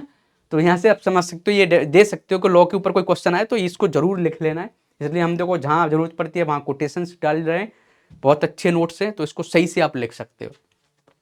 अब रूल्स कैसे बन सकते हैं? Rules as a source of ethical guidance, को जो रूल्स हैं वो इथिकल गाइडेंस का सोर्स कैसे बन सकते हैं? तो rules are more pliable than laws and serve to make our living in society more organise and order. कहने का मतलब है कि नियम कानून की तुलना में अधिक लचीले होते हैं और समाज में हमारे जीवन को अधिक व्यवस्थित और सुव्यवस्थित बनाने में काम करते हैं। लॉज क्या गवर्नमेंट बनाती है, रूल एक कोई भी एक ऑर्गेनाइजेशन बना सकता है, एक डेलीगेटेड ऑफिसर बना सकता है, तो वो लचीलेपन होते हैं। Laws can be made only by constitutionally recognised bodies, government के दो बना सकती है। while rules are made even private bodies, तो ये थोड़ा डिफरेंस आप दे सकते हो, आपको पता भी होगा, कॉमन सेंस से लिख सकते हो। while laws are mostly made by legislature, rules are made by the executive means जो थोड़ा एग्जीक्यूट कर रहा है, कि मान लो किसी कंपनी में एग्जीक्यूटिव रूल होते हैं, एक पोस्ट होती है वो कुछ रूल बना देगा, तो रूल समझ गए। लॉ इज लाइक स्केलेटन, तो लॉ क्या होते हैं? किसी भी देश के वो हड्डियों का वो एक समूह, उसके तरह। भाई rules our muscles stuffed into skeleton, तो कहने में बहुत अच्छा एक कोटेशन है, रूल और लॉ के ऊपर आया तो इसको लिख सकते हो थोड़ा। कानून कंकाल की तरह जबकि नियम कंकाल में भरी हुई मांसपेशियां। देख रहे हैं हिंदी वाले दोस्त, कितना मस्त, मजा आया कि नहीं आया? सच बताओ, मजा आया कि नहीं आया? कितना मस्त कानून, ये तो मुझे ही बहुत अच्छे से समझ में आया कि कानून कंकाल की तरह है जबकि नियम कंकाल में भरी हुई मांसपेशियां हैं। अब तो हम लिख के आएंगे हिंदी में, सच बताओ मजादार एकदम लगा। हिंदी में कभी कभी बहुत सेंटेंस मस्त लगते हैं, हिंदी में जब कोई कविता सुनाओ तो मजा ही आ जाता है। हम लिखते हैं कविता, कभी बताएंगे आपको, सुनाएंगे, ठीक है। कानून का पालन न करने पर नियम से अधिक गंभीर सजा मिलती है। कहने मतलब रूल कोई तोड़ दो तो कोई नहीं सजा मिलती। हमारा रूल है कि 10 बजे ऑफिस में जाना, नहीं जाओ तो क्या है, ठीक है यार सैलरी काट, लेकिन कोई रूल ऐसा, लॉ ऐसा है कि किसी लड़की को छेड़ दिया तो लॉ है, तो आपको ज्यादा बड़ी सजा मिलेगी। समझ गए ना? तो रूल थोड़ी छोटी चीज है, लॉ आप समझ सकते हो। बहुत सही से लिखा है यहाँ पर। अब क्या है? 10 rules are not very different from law, ये भी मान सकते हो कि जो रूल्स होते हैं वो ज्यादा डिफरेंट नहीं होते हैं लॉ से, समान ही होते हैं, बस थोड़ी थोड़ी different. Rules have to ideally reflect what is good for public at large, public के लिए क्या अच्छा है वो रूल्स हैं। Rules should be not harm anyone is interest, rule का मकसद होता है किसी को हार्म नहीं किया जाए। If rules are made for selfish gain और to favour only particular society section, किसी पार्टिकुलर सोसाइटी के फायदे के लिए बनाए गए तो वो रूल नहीं, वो क्या हो सकते हैं, वो अनइथिकल रूल हैं, फिर वो रूल अनइथिकल नहीं है। Many times in the absence of law, बहुत सी बार क्या होता है कि जब जहां कहीं लॉ नहीं होता वह रूल ही एक गाइडिंग पथ बन जाता है उसके लिए इथिकल एक्शन के। ये कई लिख सकते हो। कई बार कानून की अनुपस्थिति में नियम नैतिक कार्यों के लिए मार्गदर्शक के रूप में कार्य कर सकते हैं। ये बहुत अच्छे से कोटेशन लिख सकते हो कि जहां लॉ नहीं होता है वहां रूल क्या कर सकता है, वही गाइडिंग पाथ बन जाता है। समझ गए ना आप? तो ये हुआ। अब conscience as a source of ethical guidance, इस पर क्वेश्चन भी कभी कभी पूछ जाता है कि कंसाइंस को कैसे हम एज ए गाइडेंस ले सकते हैं, इथिकल गाइडेंस, यही लाइन उठा दी जाती है। समझ गए ना? तो इसको बहुत सही से, तो conscience refers to the inner voice of a person, अंतरात्मा की आवाज। समझ गए हिंदी वाले दोस्त, देख रहे हो? विवेक व्यक्ति की आंतरिक आवाज को संदर्भित करता है, विवेक नहीं होगा, अंतरात्मा होगा। हिंदी वाले दोस्त थोड़े ये ट्रांसलेशन थोड़ा सही से नहीं है, समझ गए ना? लेकिन समझ लोगे तो आप जरूर लिख लोगे। हिंदी वाले दोस्त भी मेरे बहुत समझदार है, ठीक है। अब क्या है? Whenever a person makes a decision, whenever a person makes a decision execute an action, his her inner voice tells him her whether it is right और रॉन्ग। कहने मतलब यहां डिसीजन होगा, जब कोई एक पर्सन है वो डिसीजन लेता है या एग्जीक्यूट करता है कोई एक्शन, तो उसकी एक इनर वॉइस होती है। क्या होती है? इनर वॉइस, और उसको कुछ बोलती है, वेदर इट इज राइट और रॉन्ग, वो गलत हो या सही हो। In most cases this inner voice guides a person properly and ethical. जब हम कोई काम करने जाते हैं ना, तो एक अंदर से आवाज आती है कोई भी काम करने, क्या यार ऐसा करना है, वो सच में हमेशा या तो गलत काम करने जाओ या सही काम, गलत होगा तो रोकेगा कि नहीं यार गलत है, सही करो तो बोलो सही है। लेकिन सुनते हो आप, नहीं सुनते, वो आप पर डिपेंड करता है। अंतरात्मा को जो लोग सुनते हैं ना, जो अंदर की आवाज एक आती है, तो कभी वो लोग गलत नहीं करते, समझ गए ना। अब वो डिपेंड करता है आप पर, आप सुन रहे हो कि नहीं सुन रहे, ठीक है। अब हम बात करें, a person's intentions, decisions, actions and conduct are many times influenced by the following. किसी भी पर्सन के जो काम होते हैं, कंडक्ट हो गया, वो किस पर, उसके इंस्टिंक्ट्स, अंदर की जो चीजें होती हैं, उसका कहते हैं उसका करेक्टर ही ऐसा है, नेचर ही ऐसा, ऐसा वो इंस्टिंक्ट बोलते हैं, ऐसा इंस्टिंक्ट नहीं ऐसा है उसका। टेम्पटेशन, उसको कुछ लालच होगा, उससे उसका इफेक्ट हो सकते हैं। इमोशनल बॉन्ड होगा किसी से, उससे उसकी इफेक्ट हो सकते हैं। डिजायर, कुछ इच्छा होंगी। तो किसी भी पर्सन का जो काम है ना, वो इन चीजों पर डिपेंड करता है, वो कैसा कर रहा है। कहने का मतलब है, किसी व्यक्ति के इरादे, निर्णय, कार्य और आचरण कई बार निम्नलिखित से प्रभावित होते हैं। किस किस से? उसकी वृत्ति कैसी है, प्रवृत्ति कैसी है। वृत्ति, देखा मुझे भी हिंदी आती है। उसकी प्रवृत्ति कैसी है, ये हिंदी वाले ट्रांसलेटर को समझाना पड़ेगा कि भाई हिंदी सही से। उसकी प्रवृत्ति कैसी है, उसकी टेम्पटेशन, वाह, लालच कैसा है उसका। भाई देख रहे हो हमारी हिंदी कितनी अच्छी है, हम हिंदी में कविता लिखते हैं, समझ गए, हम हिंदी में कविता लिखते हैं। भावनात्मक है कि भावना, इमोशनल बॉन्ड, ये तो सही है। चाहत वगैरह, वाह वाह, अरे यार भाई इच्छा लिखो यार, क्या तो हिंदी वाले दोस्त मुझे गले आएंगे, कहेंगे क्या सर आप ये, मैं भाई समझ गया, मैं ट्रांसलेट नहीं कर रहा हूँ, समझ गया। लेकिन कोशिश अब समझाना मेरा मकसद है। सच बताऊं, ये तो मजाक चल रही थी अभी, कि एक समझदार इंसान वो है कि बस कंसेप्ट क्लियर हो जाए, फिर तो काम हमारा लिखने का, लिख तो हम लेंगे, ठीक है। ये हुआ यहां से। अब conscience is always over and above all the factors. जितने भी फैक्टर्स ऊपर दिए गए थे, इससे पहले हमने ये फैक्टर आपके एक्शन को, ये फैक्टर्स आपको आपके डिसीजन में, आपके एक्शन में आपको इंपैक्ट कर सकते हैं। कौन कौन से? ये जो 3-4 बताए थे कि आपकी प्रवृत्ति होगी, लालच हो गई, इच्छा हो गई। लेकिन सबसे ज्यादा जो फैक्टर बड़ा होता है वो कंसेंस, जो आपके अंदर की अंतरात्मा की आवाज, अंतरात्मा की जो आवाज होगी, it does not get influenced by them, it is person choice कि वो उसको सुनता है कि नहीं सुनता है। अब वो अंतरात्मा की आवाज सुनता है ना, तो गलत काम कभी नहीं करेगा। तो इसलिए चलो अब कोटेशन सुनाते हैं। अब ensure the conscience, ensure the conscience क्या है कि don't make the decision in hast, जल्दीबाजी में कोई डिसीजन मत लो। डिसाइड एंड रिव्यू, कोई भी डिसाइड है तो उसको रिव्यू करो। Write down the decision, decision को लिखो। हैव ए रिलायबल कन्वर्सेशन, फिर पार्टनर जो आपका दोस्त है उससे, या पार्टनर है आपकी बीबी है, दोस्त है, उससे उसका बारे में बात करो। Maintain A small note about decision, जो आप डिसीजन ले रहे हो उसके बारे में थोड़ा लिख के रखो। जब ये चीजें कर लोगे ना, तो आपकी कंसेंस हमेशा अच्छी आपको देगी। तो अब ये कोटेशन था जिसके बारे में बात कर रहा था, आपको जरूर लिखना है, याद करना है कि there is higher court than court of justice. जो हमारे इंडिया में कोर्ट ऑफ जस्टिस है, जो जजेज हैं, जो एक कोर्ट कहीं बनाया गया, उससे भी हायर कोर्ट है, and that is the court of conscience. वो क्या है? Court of conscience. It supersedes all other courts, ये सभी कोर्ट्सों से बड़ा है। हिंदी वाले दोस्तों के, न्याय की अदालतों से भी ऊंची एक अदालत है, न्याय की अदालतों से भी ऊंची एक अदालत है, और वो है अंतरात्मा की अदालत। देखो यहां से ही इसने ट्रांसलेशन किया है। ये अन्य सभी न्यायालयों का स्थान लेता है, ये अन्य सभी न्यायालयों से बहुत मान है। ये किसने बोला? महात्मा गांधी ने। मैंने क्यों बताया कि कभी भी कंसेंस पे क्वेश्चन आता है तो भाई साहब ये आपको याद रखना कि महात्मा गांधी को हम बस रट्टा मारते थे, रट्टा में याद रखना है भाई, समझ गया ना। तो इसको सही से याद करना कि there is higher court than other court of justice, it is conscience, it supersedes all courts, means ये सभी कोर्ट्सों से बड़ा है, ठीक है। अब बात करते हैं accountability and ethical convergence. Accountability जो हम बात कर रहे थे कि उसका इथिकल गवर्नेंस में क्या, तो अकाउंटेबिलिटी को डिफाइन कर लो कि अकाउंटेबिलिटी पहले भी डिफाइन कर चुके हैं, अब भी कि एक accountability means to be answerable to one's on job work and objective. Accountability का मतलब यहां पर यह है कि हम जो भी कर रहे हैं उसमें हमने क्या किया है उसको सही से लोगों को प्रोवाइड करें। जो आपने वर्क किया है उसके पीछे आंसरेबल हो, आप उसका उत्तर दे सको, समझ गए ना। एग्जांपल क्या है? A CEO is countable to his shareholders. एक कंपनी का सीईओ वो शेयर होल्डर्स को बता देता है हमने ये डिसीजन लिया तो क्यों लिया, समझ गए। एक एग्जांपल और आपके पास इसकी डेफिनेशन, ठीक है, ये हुआ। अब इसके बाद बात करते हैं कि भाई अकाउंटेबिलिटी इज नीडेड। अकाउंटेबिलिटी क्यों जरूरी है? आप देखो जहीं पर भी देखो, आप जीएस के पेपर में देखो वहां अकाउंटेबिलिटी अकाउंटेबिलिटी। आप गुड गवर्नेंस की बात करोगे, जिसमें वर्ल्ड बैंक ने गुड गवर्नेंस को डिफाइन किया, वहां पर भी अकाउंटेबिलिटी को ऐड किया है।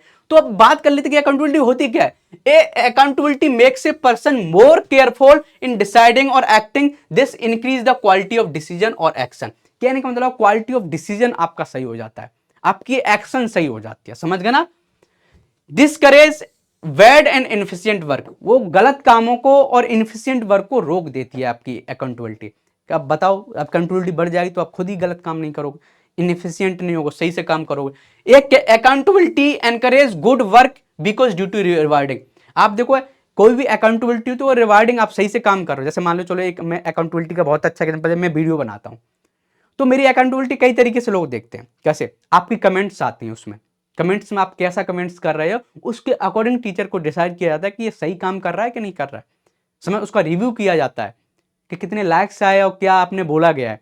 गलत कमेंट्स आ रही हैं, सही से नहीं पढ़ा रहा है, सही से इसका कंटेंट नहीं है, खराब है, तो उसको टीचर को वार्निंग दी जाती है कि नहीं भाई आपको ये सही करना है। समझ गया ना? तो अकाउंटेबिलिटी आपके वर्क को और अच्छा करता है। Accountability brings order to any organisation. किसी भी ऑर्गेनाइजेशन में एक ऑर्डर लेके आता है, सही रास्ते पर चलाता है। समझ गया ना? Accountability reduce corruption. करप्शन घटाता है। करप्शन का मतलब यही ना कि मनी लेना है, केवल मनी लेते रहो, हरी पत्ती, वो नहीं है। करप्शन का मतलब मैं सही से आपको नहीं पढ़ाऊं, सही से कंटेंट प्रोवाइड नहीं करूं, तो ये भी करप्शन है। समझ गया ना? तो करप्शन के बहुत बड़ा होता है, लोगों ने गलत आप सही से सुबह नहीं उठते हैं, टाइम का सही यूटिलाइज नहीं करते हैं, ये भी करप्शन है। भगवान ने आपको पैदा किया भाई, शरीर बना के दिया है, कुछ यूटिलाइज करो इस शरीर का, केवल पड़े पड़े थोड़ी नहीं ऐसे ले रहोगे। समझ गया ना? तो बहुत से अब क्या है, इथिकल गवर्नेंस क्या होती है? थी हमने पढ़ा था ना कि इथिकल गवर्नेंस। तो इथिकल गवर्नेंस का मतलब ये है कि इथिकल गवर्नेंस क्या होती है, कि गवर्नेंस का मतलब ये होता है कि जो गवर्नमेंट है, जो सर्विस प्रोवाइड कर रही है लोगों को, वो गवर्नेंस है। अब इथिकल क्या है? इथिकल गवर्नेंस जो वैल्यूज हैं उनको गवर्नमेंट में यूटिलाइज किया जाए, वो इथिकल गवर्नेंस। समझ गया? गवर्नेंस आपको पहले समझ में आ गई। तो गवर्नेंस का मतलब जो भी सर्विस प्रोवाइड की जा रही है गवर्नमेंट के, वो गवर्नेंस है, कुछ भी एक्शन। और इथिकल क्या है कि उसमें जो चीजें, जो वैल्यूज अच्छी हैं, पब्लिक वैल्यूज अच्छी हैं, उनको इंप्लीमेंट कर लिया जाता है। तो ethical governance refers to directing in conditioning the public और citizen in such a way that things are done in order to promote public good and prevent harm to public interest, then it is called ethical governance. ऐसी governance जिसमें किसी का harm नहीं किया जाए, public के interest में काम किया जाए, उसमें पब्लिक वैल्यूज को सही से इंप्लीमेंट किया, जो अच्छी पड़े, वो क्या है? Ethical governance. ठीक है, ये हुआ। अब इथिकल गवर्नेंस के कंपोनेंट्स क्या होते हैं? इथिकल गवर्नेंस होते हैं, उसके कंपोनेंट्स क्या होते हैं, कौन सी वैल्यूज बात की जाए?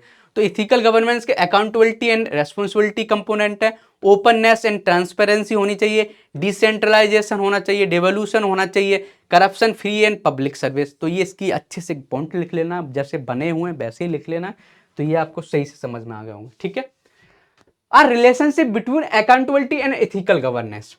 हम बात करते हैं कि अकाउंटेबिलिटी का एक इथिकल गवर्नेंस से क्या रिलेशनशिप है, वो जान लेते हैं। तो है क्या कि अकाउंटेबिलिटी प्रमोट इथिकल गवर्नेंस कैसे करती है? मेंटेनेंस ऑफ अकाउंटेबिलिटी, कि accountability of public representative to people. कैसे? कि जो अकाउंटेबिलिटी है, पब्लिक जो रिप्रेजेंटेटिव हो, पब्लिक को अकाउंटेबल होगा तो क्या इथिकल गवर्नेंस को बढ़ेगी। Accountability of government servant to people, जो गवर्नमेंट सर्वेंट है वो पीपल को अकाउंटेबल होंगे तो पब्लिक अच्छी गवर्नेंस बढ़ेगी, गुड गवर्नेंस। कैसे? आरटीआई के थ्रू। आरटीआई के थ्रू हम किसके, जो लोग जॉब कर रहे हैं उनके बारे में जानते हैं कि भाई बताओ कि इस बार यूपीपीसीएस में इतनी सीट्स निकली हैं, तो क्यों निकली हैं? यूपीपीसीएस का कट ऑफ इतना कम गया, तो कितना गया, क्यों गया है, बहुत सी चीजें पूछ गया है, कितना कट ऑफ गया है, मेरा क्यों नहीं है, तो बहुत सी। Accountability of executive to legislative committees होती हैं, देखो कमेटी पूछती है अकाउंटेबिलिटी कैसे होती है। जो एग्जीक्यूटिव होते हैं, जो मंत्री लोग होते हैं, उनसे कौन हिसाब मांगता है? कमेटीज बनी है कि आप बताओ ये खर्चा कर रहे हो तो क्यों कर रहे हो, इसका मुझे रीजन दो। तो ऐसे इनकी accountability of government servant to their highest up. बहुत से जो गवर्नमेंट सर्वेंट्स होते हैं उनकी अकाउंटेबिलिटी किसके पास जाती है? सीएजी के पास जाती है, सीबीसी के पास जाती है, सीबीआई, सीआईसी। कोई गलत काम करता तो ये उनके पीछे डाल देते हैं, भाई बताओ तुमने गलत काम कैसे, तुम्हारे पास पैसा है। तो समझ रहे हो, एक दूसरे सबकी अकाउंटेबिलिटी एक दूसरे के पास है। अब क्या है कि modern accountable mechanism are also using nowadays as a WhatsApp. आजकल अकाउंटेबिलिटी व्हाट्सएप के थ्रू भी जा रही है, फेसबुक के भी थ्रू जा रही है। एग्जांपल लिख सकते हो, एग्जांपल दे सकते हो, बहुत अच्छा है। टीचर आजकल अटेंडेंस कैसे ले रहे हैं कि भाई जाओ तुम स्कूल पहुंच जाओ, तब तुम ऐसे हमें क्या भेजना है, अपना चेहरे का फोटो भेजो कि आप स्कूल पहुंचे कि नहीं पहुंचे। ग्रुप बना दे रहे हैं, एक व्हाट्सएप का ग्रुप बना दिया और उसमें प्रिंसिपल है और बोलता है कि जब पहुंच जाओ तो फोटो डालो, और जब वहां से जाओ निकलो तब फोटो डालो बच्चों के साथ। ये भी तो अकाउंटेबिलिटी प्रमोट कर रहा है ना आपकी। समझ गए ना? अब हमारी अटेंडेंस जब जाते हैं तो वो भी तो डार्विन बॉक्स पर एकदम ऑनलाइन जब जाते तभी लगा पाओगे। तो ये अकाउंटेबिलिटी बढ़ाने का तरीके हैं। अब देखो क्या है, strengthening of ethical and moral values in governance. Ethical और मॉरल वैल्यूज को गवर्नेंस में बढ़ाना है, तो इथिक्स इन गवर्नेंस जो है वो कैसे आ सकता है? तो वो ऐसे आ सकता है कि जितनी गवर्नेंस के जो पार्ट हैं उसमें आप एथिक्स ले आओ। समझ गए ना? जैसे मैं बोलूँ कि मेरे घर में एथिक्स आना है, सही इथिकल गवर्नेंस हमारे घर में चले, तो हम क्या करेंगे कि जितने भी हमारे घर के मेंबर हैं उनको आप इथिकल ट्रेनिंग दिला दो। जैसे गवर्नमेंट में एथिक्स लेके आना है तो कैसे लेके आए कि गवर्नमेंट के जितने भी पार्ट्स हैं उनमें सब में एथिक्स लेके आए। कौन कौन से? इथिक्स इन पॉलिटिक्स, पॉलिटिक्स एक पार्ट है गवर्नमेंट का। इथिक्स इन पॉलिटिकल एग्जीक्यूटिव, जो एग्जीक्यूटिव उनमें लेके आ जाओ। Ethics in independent regulators, IAS फाईएएस, उनमें लेके आ जाओ। एथिक्स इन परमानेंट एग्जीक्यूटिव जो भी है उनमें लेके आ जाओ। एथिक्स इन जुडिशरी, वो इसी वाले में रेगुलेटर्स में आ गए, उसमें लेके आ जाओ। कैसे लेके आते हैं वो बात करते हैं, चलो ठीक है। हिंदी वाले दोस्त यहां से पढ़ लेंगे। अब एथिक्स इन पॉलिटिक्स कैसे ला सकते हो, मैंने इसका सॉल्यूशन दिया है बहुत अच्छे से। ऑडिट पॉलिटिकल डोनेशन, जो पॉलिटिक्स है, पॉलिटिशियन है, उनकी जो पार्टीज हैं उनका ऑडिट करो कि भाई पैसा कहां से आ रहा है, यानी कि आए जा रहा है, मजा लिए जा रहा है, बस जनता मरी जा रही है और ये पैसा पर पैसा खींचे जा रहे हैं। उनका ऑडिट करो कि डोनेशंस कहां से आ रहे हैं, पता होना चाहिए कि कौन किसने दिया है पैसा आपको इतना, ठीक है। फिर क्या, political donation mandatory by digital means, और जो पैसा दिया जा रहा है वो डिजिटल मींस के अकॉर्डिंग जा रहा है, कैश दिया जा रहा है कि बड़ी बड़ी कंपनीज पॉलिटिशियन को पैसा दिया जा रहा है, वो भी किस में, कैश में दिए जा रहे हैं। समझ गए ना? तो ये होना चाहिए। इंटरनल डेमोक्रेसी होनी चाहिए पॉलिटिकल पार्टीज में, इंटरनल डेमोक्रेसी होनी चाहिए। अब जिसके पास मान लो जो पावरफुल है वही बस अपनी बड़ी पोस्ट पर बैठा है, अपने रिलेटिव को बैठा दिया है, और जो रैली में डिजर्व कर रहे हैं उनको नहीं बैठाया जा रहा है। तो वैसे बहुत से क्वेश्चंस देखे होंगे ना आपने। तो इंटरनल डेमोक्रेसी भी होनी चाहिए पॉलिटिक्स में। Periodic disclosure of education assets and criminal history of political party member, जो मेंबर्स है उनके एसेट्स को दिखाया जाए कि किन किन की इतनी संपत्ति है और उनके पास क्या क्या क्रिमिनल्स और क्या क्या पॉलिटिकल केसेस लगे हुए हैं, वो सब। Bring political parties under RTI, RTI के अंदर भी लेके आ जाओ पॉलिटिकल पार्टी को, लोग नॉर्मल लोग उसके बारे में जान सके कि आपके पास कितना पैसा है, कितने लोगों के पास क्रिमिनल केस लगा है। तो ऐसे अकाउंटेबिलिटी बढ़ेगी। Promote ethics political parties, ethical parties में भी इथिक्स की ट्रेनिंग होनी चाहिए, मींस पॉलिटिकल पार्टीज में भी इथिक्स की ट्रेनिंग होनी चाहिए। तो जब एक हम इसमें इथिक्स सिखा देंगे तो एक पार्ट में इथिक्स सिखा तो पूरा गवर्नेंस में इथिक्स आना स्टार्ट हो जाएगा, एक इथिकल गवर्नेंस आपकी आना स्टार्ट हो जाएगी। कोई गलत काम नहीं करे तो एक इथिकल गवर्नेंस तो ऐसी आ जाएगी। ऐसी इथिक्स एंड लेगिस्लेचर, भाई जो लोग रूल बना रहे हैं, रेगुलेशंस बना रहे हैं, उनको भी इथिक्स होना चाहिए। क्या, नो फॉल लैंग्वेज, भाई देखो जो पार्लियामेंट है उसमें गलत लैंग्वेज नहीं यूज करो ना, बहुत से लोग कुछ भी कर रहे हैं आजकल, कुछ भी देखे जा रहे हैं, आप देख रहे होगे। Parliamentary privilege not swirl unethical acts of members, जो पार्लियामेंट्री प्रिविलेज है आर्टिकल कौन से में, आर्टिकल 105 में, आर्टिकल 105 में क्या है कि उनकी एक प्रिविलेज है कि कोई पर्सन बाहर का बोलता है या उनके खिलाफ बोलता है या वो कुछ भी बोलते हैं तो उस जो पार्लियामेंट के मेंबर हैं उनको शील्ड दी गई, उनको प्रोटेक्शन दिया गया। तो ये नहीं कि किसी पार्लियामेंट के मेंबर ने कुछ उल्टा सीधा बोल दिया, उसको आर्टिकल 105 के तहत उसको प्रोटेक्ट कर दिया। गलत काम कोई बोल रहा है तो उसको प्रोटेक्ट नहीं करना, केस लगवाओ direct. Speed up proceedings of criminal and corruption cases, जो क्रिमिनल और करप्शन केसेज हैं लेजिस्लेचर के खिलाफ, उन पर केस चलना चाहिए। प्रोविट डिफेक्शन, मींस डिफेक्शन मतलब एक पार्टी छोड़ के दूसरी जगह नहीं चले जाना है। कौन सी, आपने 10th शेड्यूल में बात की गई, 10th शेड्यूल में बात की गई है डिफेक्शन की, कि 10th शेड्यूल की बात की गई है कि कोई भी मेंबर एक पार्टी से जुड़ा है वो पार्टी छोड़ के नहीं जा सकता, जाना तो उस पार्टी के 2/3 मेंबर उस जगह जाने चाहिए। तो ये बेसिक नॉलेज होनी चाहिए।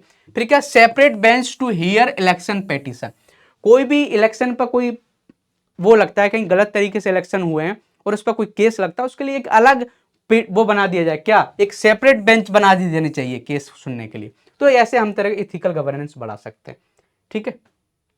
अब ethics in political executive, president हो गया, मंत्री हो गए, उनको कैसे लेके आना है। Emerging programmes to promote ethics in political members, कि ऐसा प्रोग्राम स्टार्ट कर देना चाहिए कि उनको इथिक्स सिखाना स्टार्ट। नो क्रिमिनल चार्जेस, कोई भी मिनिस्टर तभी बनाया जाए कि उसके प्रति कोई क्रिमिनल चार्ज, और कोई क्रिमिनल चार्ज है तो उसको मंत्री नहीं बनाया जाए, उसको प्रेसिडेंट नहीं बनाया जाए, उसको गवर्नर नहीं बनाया जाए, उसको एग्जीक्यूटिव तभी बनाया जाए कि उस पर कोई क्रिमिनल चार्ज ना हो, ठीक है। Independent body to investigate corruption charges against ministers, ministers पर कोई चार्ज लग रहा है ना तो उसकी एक इंडिपेंडेंट बॉडी होनी चाहिए। ये नहीं कि उन्हीं के जाने माने लोगों का, भाई इतना बड़ा मंत्री हम कैसे उनके खिलाफ, आप किसी के बड़ा मंत्री है उसके खिलाफ कैसे कोई केस कर सकते, चेक कर सकता है। तो इंडिपेंडेंट बॉडी होगी तभी कर सकती है। Mandatory period reshuffling of ministerial portfolio, portfolio को बदलो ना, यानी कि एक पर्सन आया जा रहा है तो वही बस आया जा रहा है कि रक्षा मंत्री एक ही पर्सन बना हुआ है और उसने इतना अपनी सांठ-गांठ कर ली है कि वो करप्शन किया जा रहा है। अरे बदलो ना, रीसफलिंग करो ना, ठीक है। Mandatory 360 review of minister, minister का 360 रिव्यू मींस 360 का मतलब क्या होता है कि ये सर्कल का 360 एंगल है। अब मिनिस्टर यहाँ बैठा है, इधर से भी देखो उसको, इधर से भी देखो, इधर से भी देखो, इधर से भी देखो, कहने का देखना नहीं है, उसकी चेक करो कि सही काम कर रहा है कि नहीं कर रहा है, उसकी एक्शंस का, उसकी पॉलिसी का, उसके जो भी है, उसका जो एक्सपेंडिचर है, सबका एक 360 review. Forum for public to lodge anonymous complaints, एक ऐसा फोरम बनाया जहां पर उसके प्रति कंप्लेंट किया जाए, वो भी अनजान इंसान कर सके, उसका कोई नेम फेम नहीं बताना है, ठीक है, ऐसे हो सकता है। मंत्रियों के खिलाफ गुमनाम शिकायतें दर्ज कराने के जनता के लिए मंच होना चाहिए। आपका एथिक्स इन परमानेंट एग्जीक्यूटिव, ये हम लोग जो बनना चाह रहे हैं, यूपीपीसीएस करना चाह रहे हैं, यूपीएससी निकालना चाह रहे हैं, उनके में भी एथिक्स होना चाहिए। कैसे प्रमोट कर सकते हैं? सब में एथिक्स प्रमोट कर दोगे तो एथिकल गवर्नेंस तो ऑटोमेटिक आ जाएगी। आप मेरी बात समझ गया ना? कैसे आ सकती है? मेरिट बेस्ड सिलेक्शन होना चाहिए। ये नहीं कि हमारे भाई है, हम बड़ी पोस्ट पर देख चेयरमैन बने बैठे हैं यूपीपीसीएस के और देखा अपने छोटे भाई को बनवा दिया। इसमें तो मेरिट बेस्ड होना चाहिए। इथिक्स भी made part of training, training होनी चाहिए। इंटीग्रिटी पैक्ट आपने पढ़ा होगा, इंटीग्रिटी पैक्ट होना चाहिए। इंटीग्रिटी पैक्ट में क्या हम इंटीग्रिटी सिखाएंगे, एक इंटीग्रिटी पैक्ट, वो हमने इससे अगले के चैप्टर में पढ़ा था। चैप्टर कौन सा था? शायद तीसरा था, उसमें इंटीग्रिटी चैप्टर था, पैक्ट होना चाहिए, इंटीग्रिटी पैक्ट सीखा था, वो उनको कराना। Minimum public interference, minimum public interference with government servant, government servant का पब्लिक से कम हस्तक्षेप हो, में जो स्कीम है, जो भी पॉलिसी है, वो जल्दी उनको ऑनलाइन या जो भी उनके घर तक पहुंच जाए। समझ गए? Public disclosure of asset, means उनके जो एसेट्स हैं, कितनी संपत्ति है वो और लाइबिलिटी है, वो सिविल सर्वेंट का पता होना चाहिए। और ये यूपी गवर्नमेंट ने इंप्लीमेंट भी कर दिया कि एक सिविल सर्वेंट को, एसडीएम को, जितने पीसीएस अधिकारी सबको अपनी संपत्ति का ब्यौरा देना है, क्या उन पर लाइबिलिटी है, ठीक है। और call centre to receive complaint against government servant, एक कॉल सेंटर खोला जाए जहां पर लोग शिकायत कर सकें। एक एसडीएम है, उसने कुछ गलत काम कर दिया तो शिकायत करे, उसको कॉल करके, भाई इसने गलत काम कर दिया। समझ गए ना? सिंप्लीफिकेशन ऑफ रूल्स, रूल्स का सिंप्लीफिकेशन करो भाई। ऐसे रूल्स हैं कि जो फेवर में होते हैं गवर्नमेंट, एक एसडीएम के पास या एक बीडीओ के पास, एक डीवाईएसपी के पास ऐसे रूल्स होते हैं, उनका फायदा उठा लेते हैं। तो ऐसी ग्लिचेज हैं जो उसमें पड़ी हैं रूल और लॉ में, उनको हटा दिया जाए, ठीक है।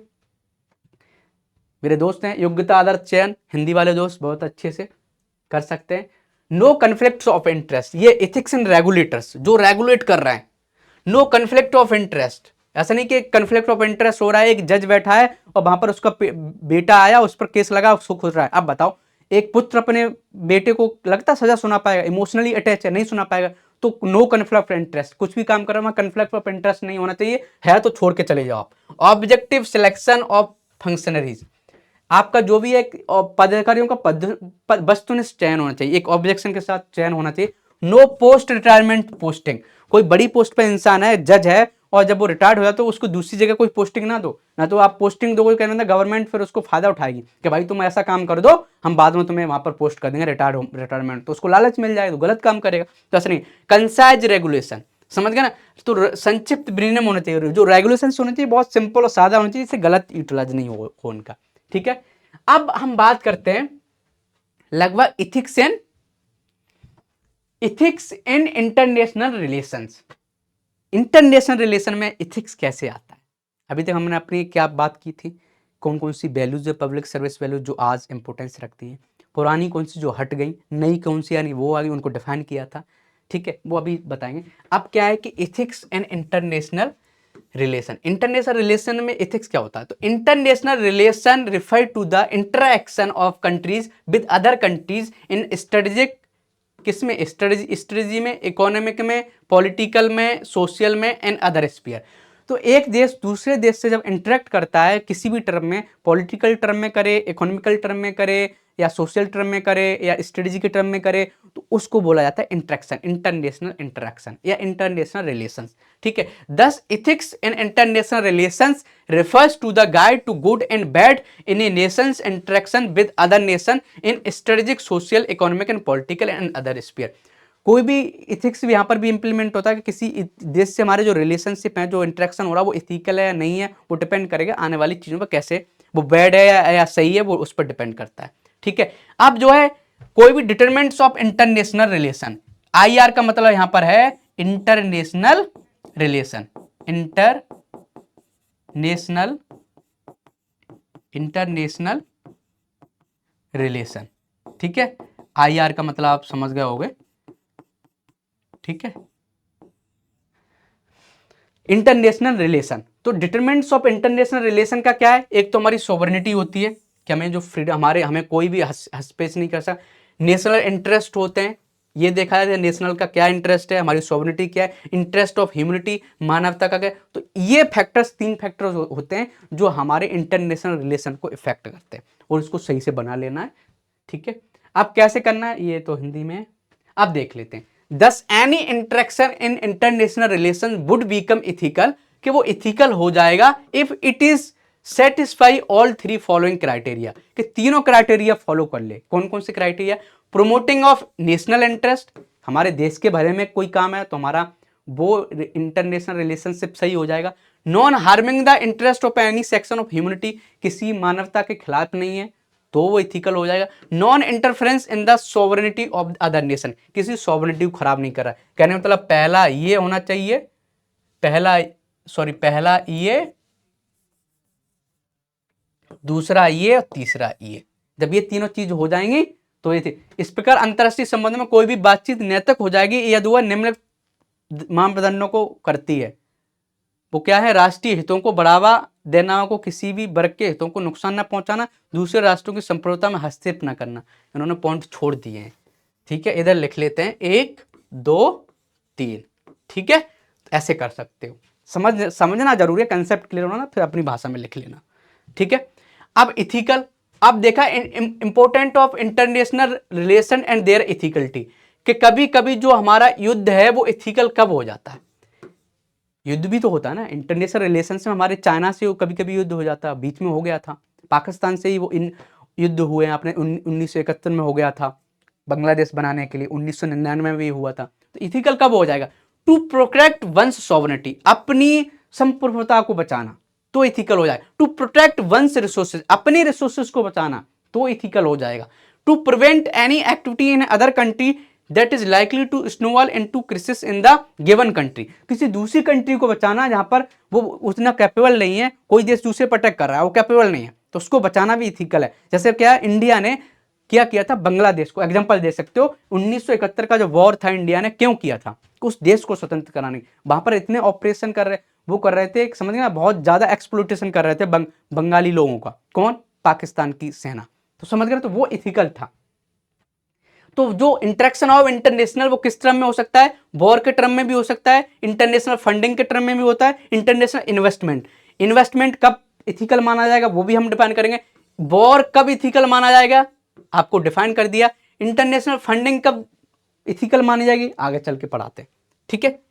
अब देख लेते हैं कि वॉर, अब जो युद्ध है वो अनइथिकल क्यों कब हो जाएगा, कब अनइथिकल माना जाएगा युद्ध को, तो वो तब माना जाएगा to appropriate the resources that genuinely belongs to another country, किसी दूसरे कंट्री के रिसोर्सेज को छीन लेना है, भाई अनइथिकल नहीं है, ठीक है। To interfere in the internal affairs of another country, दूसरे के कंट्री के इंटरनल मैटर में, उनकी आंतरिक बातों में तुम हस्तक्षेप कर रहे हो, बहुत बड़े कहते ना, दूसरे घर में नहीं कर पाओगे भाई, बोले बहुत बड़े तुम वो आ गए यहाँ के क्या कर रहे हो, हमारे घर में आके क्या कर रहे हो, समझ गए, देश में गए। To undermine the sovereignty of another country, दूसरी कंट्री की सोवरेनिटी को, संप्रभुता को तुम नहीं मार रहे हो, तो ये अनएथिकल हो जाएगा। बहुत सरल है। और अब ये बोला कि वॉर इथिकल हो जाएगा, वॉर कब, कोई युद्ध कर रहे हो तो वो इथिकल तब हो जाएगा, no attack on civilians, civilians पर अटैक नहीं होना चाहिए, non destruction of lifelines of civilians like water bodies, water supply, infrastructure, agriculture field, hospital, school पर हमें अटैक नहीं करना है तो भी इथिकल माना जाएगा। यूज ऑफ मिनिमम फोर्सेस, कम से कम फोर्स का यूटिलाइज कर, war to be resorted to only last option, war को लास्ट ऑप्शन मानना चाहिए, यानी कि बस थोड़ी सी झगड़ा हुआ युद्ध स्टार्ट नहीं है, पर बातों से भाई डिप्लोमेटिक रिलेशंस क्यों, हम एक डिप्लोमेट को दूसरे स्टेट में क्यों रखते हैं, यही प्रॉब्लम सॉल्व करने की, तो हमारी प्रॉब्लम्स क्या है, हमारी प्रॉब्लम्स क्या है, बात करो, बात के जरिए ऐसे प्रॉब्लम सॉल्व होनी चाहिए, समझ गया ना। अब इंटरनेशनल इन्वेस्टमेंट, तो international investment refers to the deployment of capital, किसी बाहर के देश की कैपिटल किसी दूसरे देश में लगना इन्वेस्टमेंट कहलाता है। जैसे एमएनसी का हो गया, किसी एमएनसी का मतलब क्या है, एक समझ गया ना, कोई नेशनल कंपनीज जो होती है ना, बाहर की कंपनी जो होती है, समझ गए ना, मल्टी नेशनल कंपनीज। एमएनसी का मतलब क्या है, मैं वही थोड़ा सोच रहा था डेफिनेशन में, मल्टी नेशनल कंपनीज, समझ गए ना, जो कंपनीज कई देशों में है, उनका हेडक्वार्टर है, जो भी है सर्विस प्रोवाइड कर रहे हैं। तो मल्टीनेशनल कंपनी एक दूसरे देश में इन्वेस्टमेंट करती है, ये फॉरेन गवर्नमेंट किसी दूसरे देश में इन्वेस्टमेंट कर सकती है। तो देखो अब एक यहाँ पर इन्होंने एक डेफिनेशन दिया नॉलेज के लिए, थोड़ा सा नॉलेज के लिए थोड़ा जानो। International funding is mostly for social purpose, कोई फंडिंग वाली बात हो रही है तो सोशल पर्पज के लिए हो रही है, बट इंटरनेशनल इन्वेस्टमेंट जो होता है मोस्टली फॉर बिजनेस पर्पज, कि बिजनेस के पर्पज। फंडिंग का मतलब किसी सोशल वर्क के लिए, इन्वेस्टमेंट में बिजनेस के लिए, ठीक है। फॉलोइंग इथिकल क्वेश्चंस अराइज कि whether the such an investment is unreasonably exploiting the natural resources, क्या ये सच में हमारे नेचुरल रिसोर्स को यूटिलाइज तो नहीं कर रहा, ऐसा क्वेश्चन हो सकता है कि कोई इन्वेस्टमेंट जो है वो हमारे लोगों को फायदा दे रहा है क्या, फायदा दे रहा तो ठीक है, नहीं दे रहा तो गलत है। Investment is hurting the genuine sentiments of tribal और एनी अदर सोशल ग्रुप, कि ऐसा तो नहीं कि जो हम इन्वेस्टमेंट करने जा रहे हैं वो ऐसा इन्वेस्टमेंट करके कोई ऐसी कंपनी बन रही है, ऐसी फैक्ट्री बन रही है जो ट्राइबल के खिलाफ हो। तो इन्वेस्टमेंट भी इथिकल और अनइथिकल हो सकता है, बहुत से ये क्वेश्चन हम सॉल्व कर लें तो, समझ गए ना। आप कैसे कैसे कर सकते हैं, अब जैसे एक एग्जांपल दिया है, इस केस स्टडी को आपको लिख लेना है, बहुत मस्त है केस स्टडी। कि एक इन्वेस्टमेंट था, वेदांता ने क्या किया था, वेदांता से इन्वेस्टमेंट इन नियमगिरी हिल्स एडवर्सली अफेक्टेड, उसने किसको अफेक्टेड किया था, सेंटिमेंट्स, किसकी भावनाओं को किया था, डोंगरिया कौंड ट्राइब, डोंगरिया कौंड ट्राइब रहती थी और उसी पार्ट से ये लोग के एल्युमिनियम निकालने की कोशिश कर रहे थे, और वहां पर उनके देवता थे, नियमगिरी देवता, उनकी पूजा करते थे। अब उस पहाड़ को ही खोद डाले तो उनकी देवता को धज्जियां उड़ा दे रहे तुम, तो उनका जो बिलीफ था, जो उनका ट्रस्ट था, उसके खिलाफ था। तो ऐसा इन्वेस्टमेंट अनइथिकल माना जाएगा, समझ गए मेरी बात को। तो ये केस स्टडी लिख सकते हो, गूगल करके पढ़ सकते हो, बहुत मैंने आपको बता ही दिया, ठीक है। अब क्या कॉर्पोरेट गवर्नेंस, जो कॉर्पोरेट गवर्नेंस होती है वो लास्ट यही पॉइंट है, कॉर्पोरेट गवर्नेंस होता क्या है, कॉर्पोरेट में भी गवर्नेंस चलती है, गुड गवर्नेंस कॉर्पोरेट में भी हो सकती है। तो corporate governance refers that carrying out a business by management in such a way as to ensure that interest of the stakeholder, सभी स्टेक होल्डर जिन लोगों ने पैसा लगाया, जो उससे बिलोंगिंग करते हैं, उन सब का भला होना चाहिए। नहीं भला हो रहा तो फिर वो इथिकल कॉर्पोरेट गवर्नेंस नहीं है, समझ गए ना। आप कौन कौन से इंपॉर्टेंट स्टेक होल्डर्स क्या होते हैं कॉर्पोरेट में, शेयर होल्डर्स हो गए, पैसा लगाया है, गवर्नमेंट हो गई और बस टैक्स तो गवर्नमेंट को देना है, टैक्स नहीं दे रहे हो तो फिर वो नहीं, पब्लिक हो गई, जनता, भाई जहाँ फैक्ट्री बनी है, तुम जल वहां का यूज कर रहे हो तो जनता भी तो उसका पार्ट है ना, ऐसा नहीं कि तुम्हें जहर जल उस जल में मिला दिया, समझ गया ना। तो ऐसे बहुत से केस देखा हो, केरला में पेप्सी बनना बंद हो गई थी कि भाई तुम यहाँ आ रहे हो, पैसा कमा रहे हो, निकल रहे हो, और हमारा जो जल है, जो नेचर रिसोर्स, उसको आप खराब करके चले जा रहे हो, तो बंद करवा दी थी, समझ गए ना।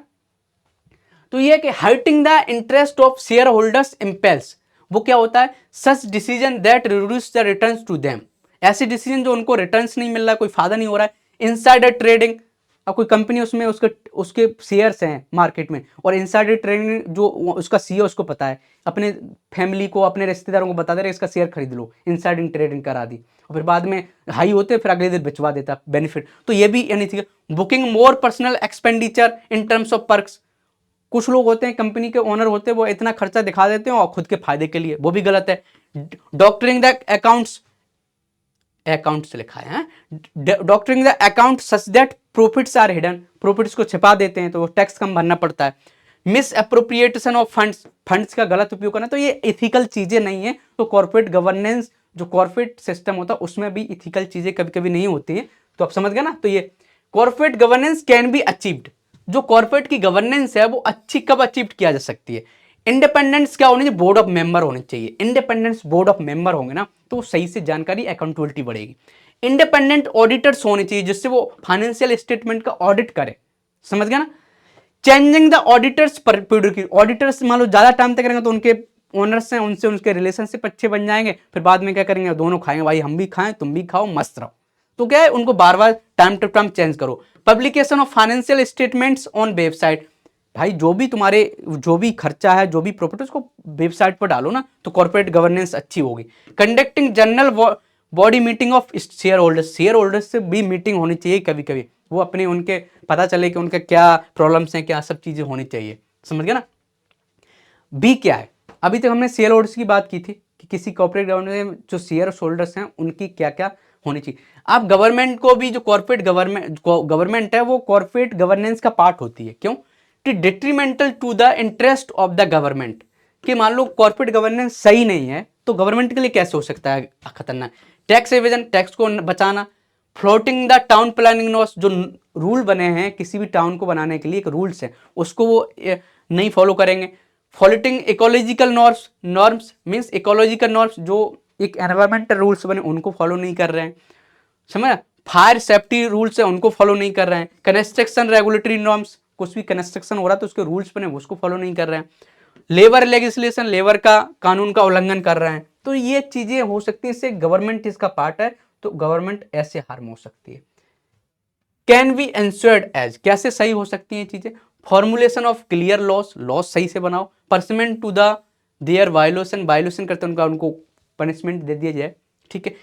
स्ट्रॉन्ग एनफोर्समेंट मैकेनिज्म होना चाहिए, किसी भी रूल और लॉ का स्ट्रॉन्ग एनफोर्समेंट होना चाहिए।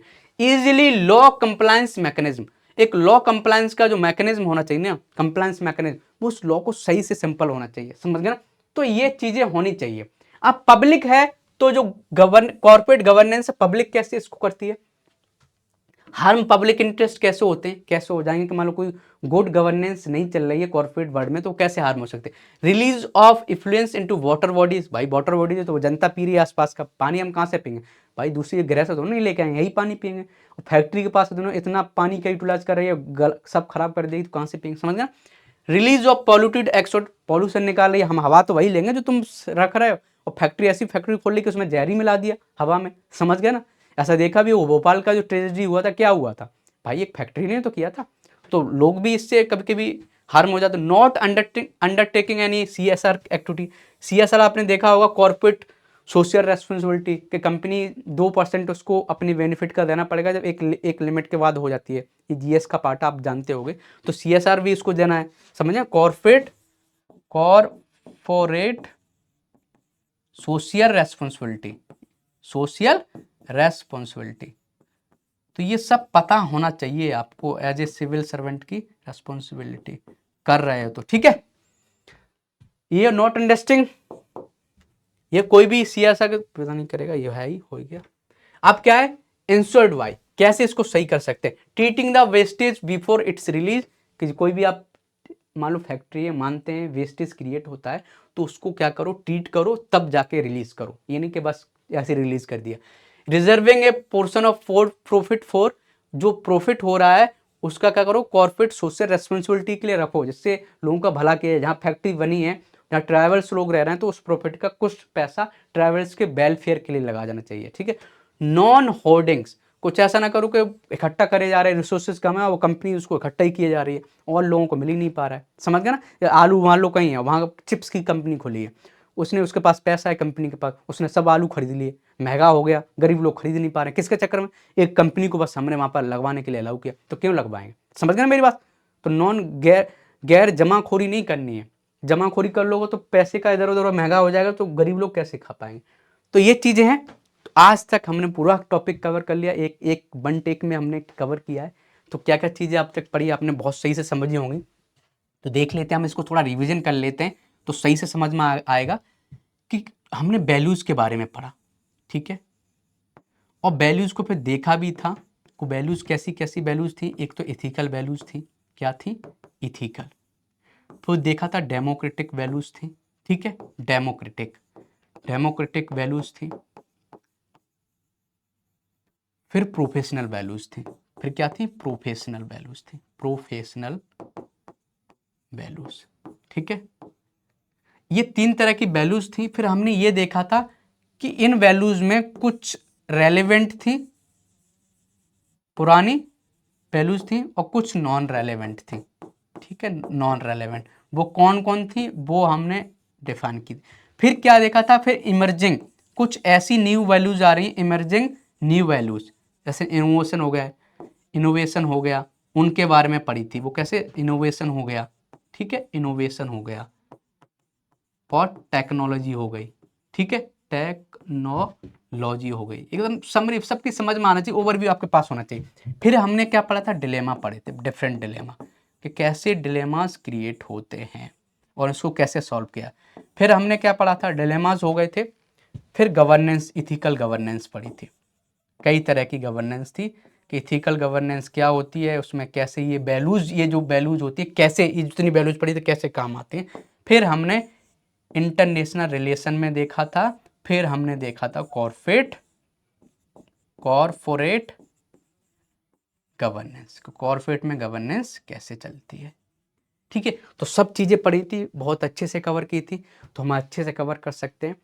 मेहनत करते रहिए, पढ़ते रहिए, और तो हम आपके साथ हैं ही। बस इन वीडियोस का आपको रिव्यू जरूर देना है कि क्या क्या सुधार ला सकते हैं और क्या ऐड कर सकते हैं। वो रिव्यूज़ आपके नहीं आ रहे हैं, ठीक है, वो करिए, पढ़ते रहिए, मेहनत करिए, आप ज़रूर यूपीपीसीएस क्लियर करेंगे। तब तक के लिए bye bye, take care, all the best.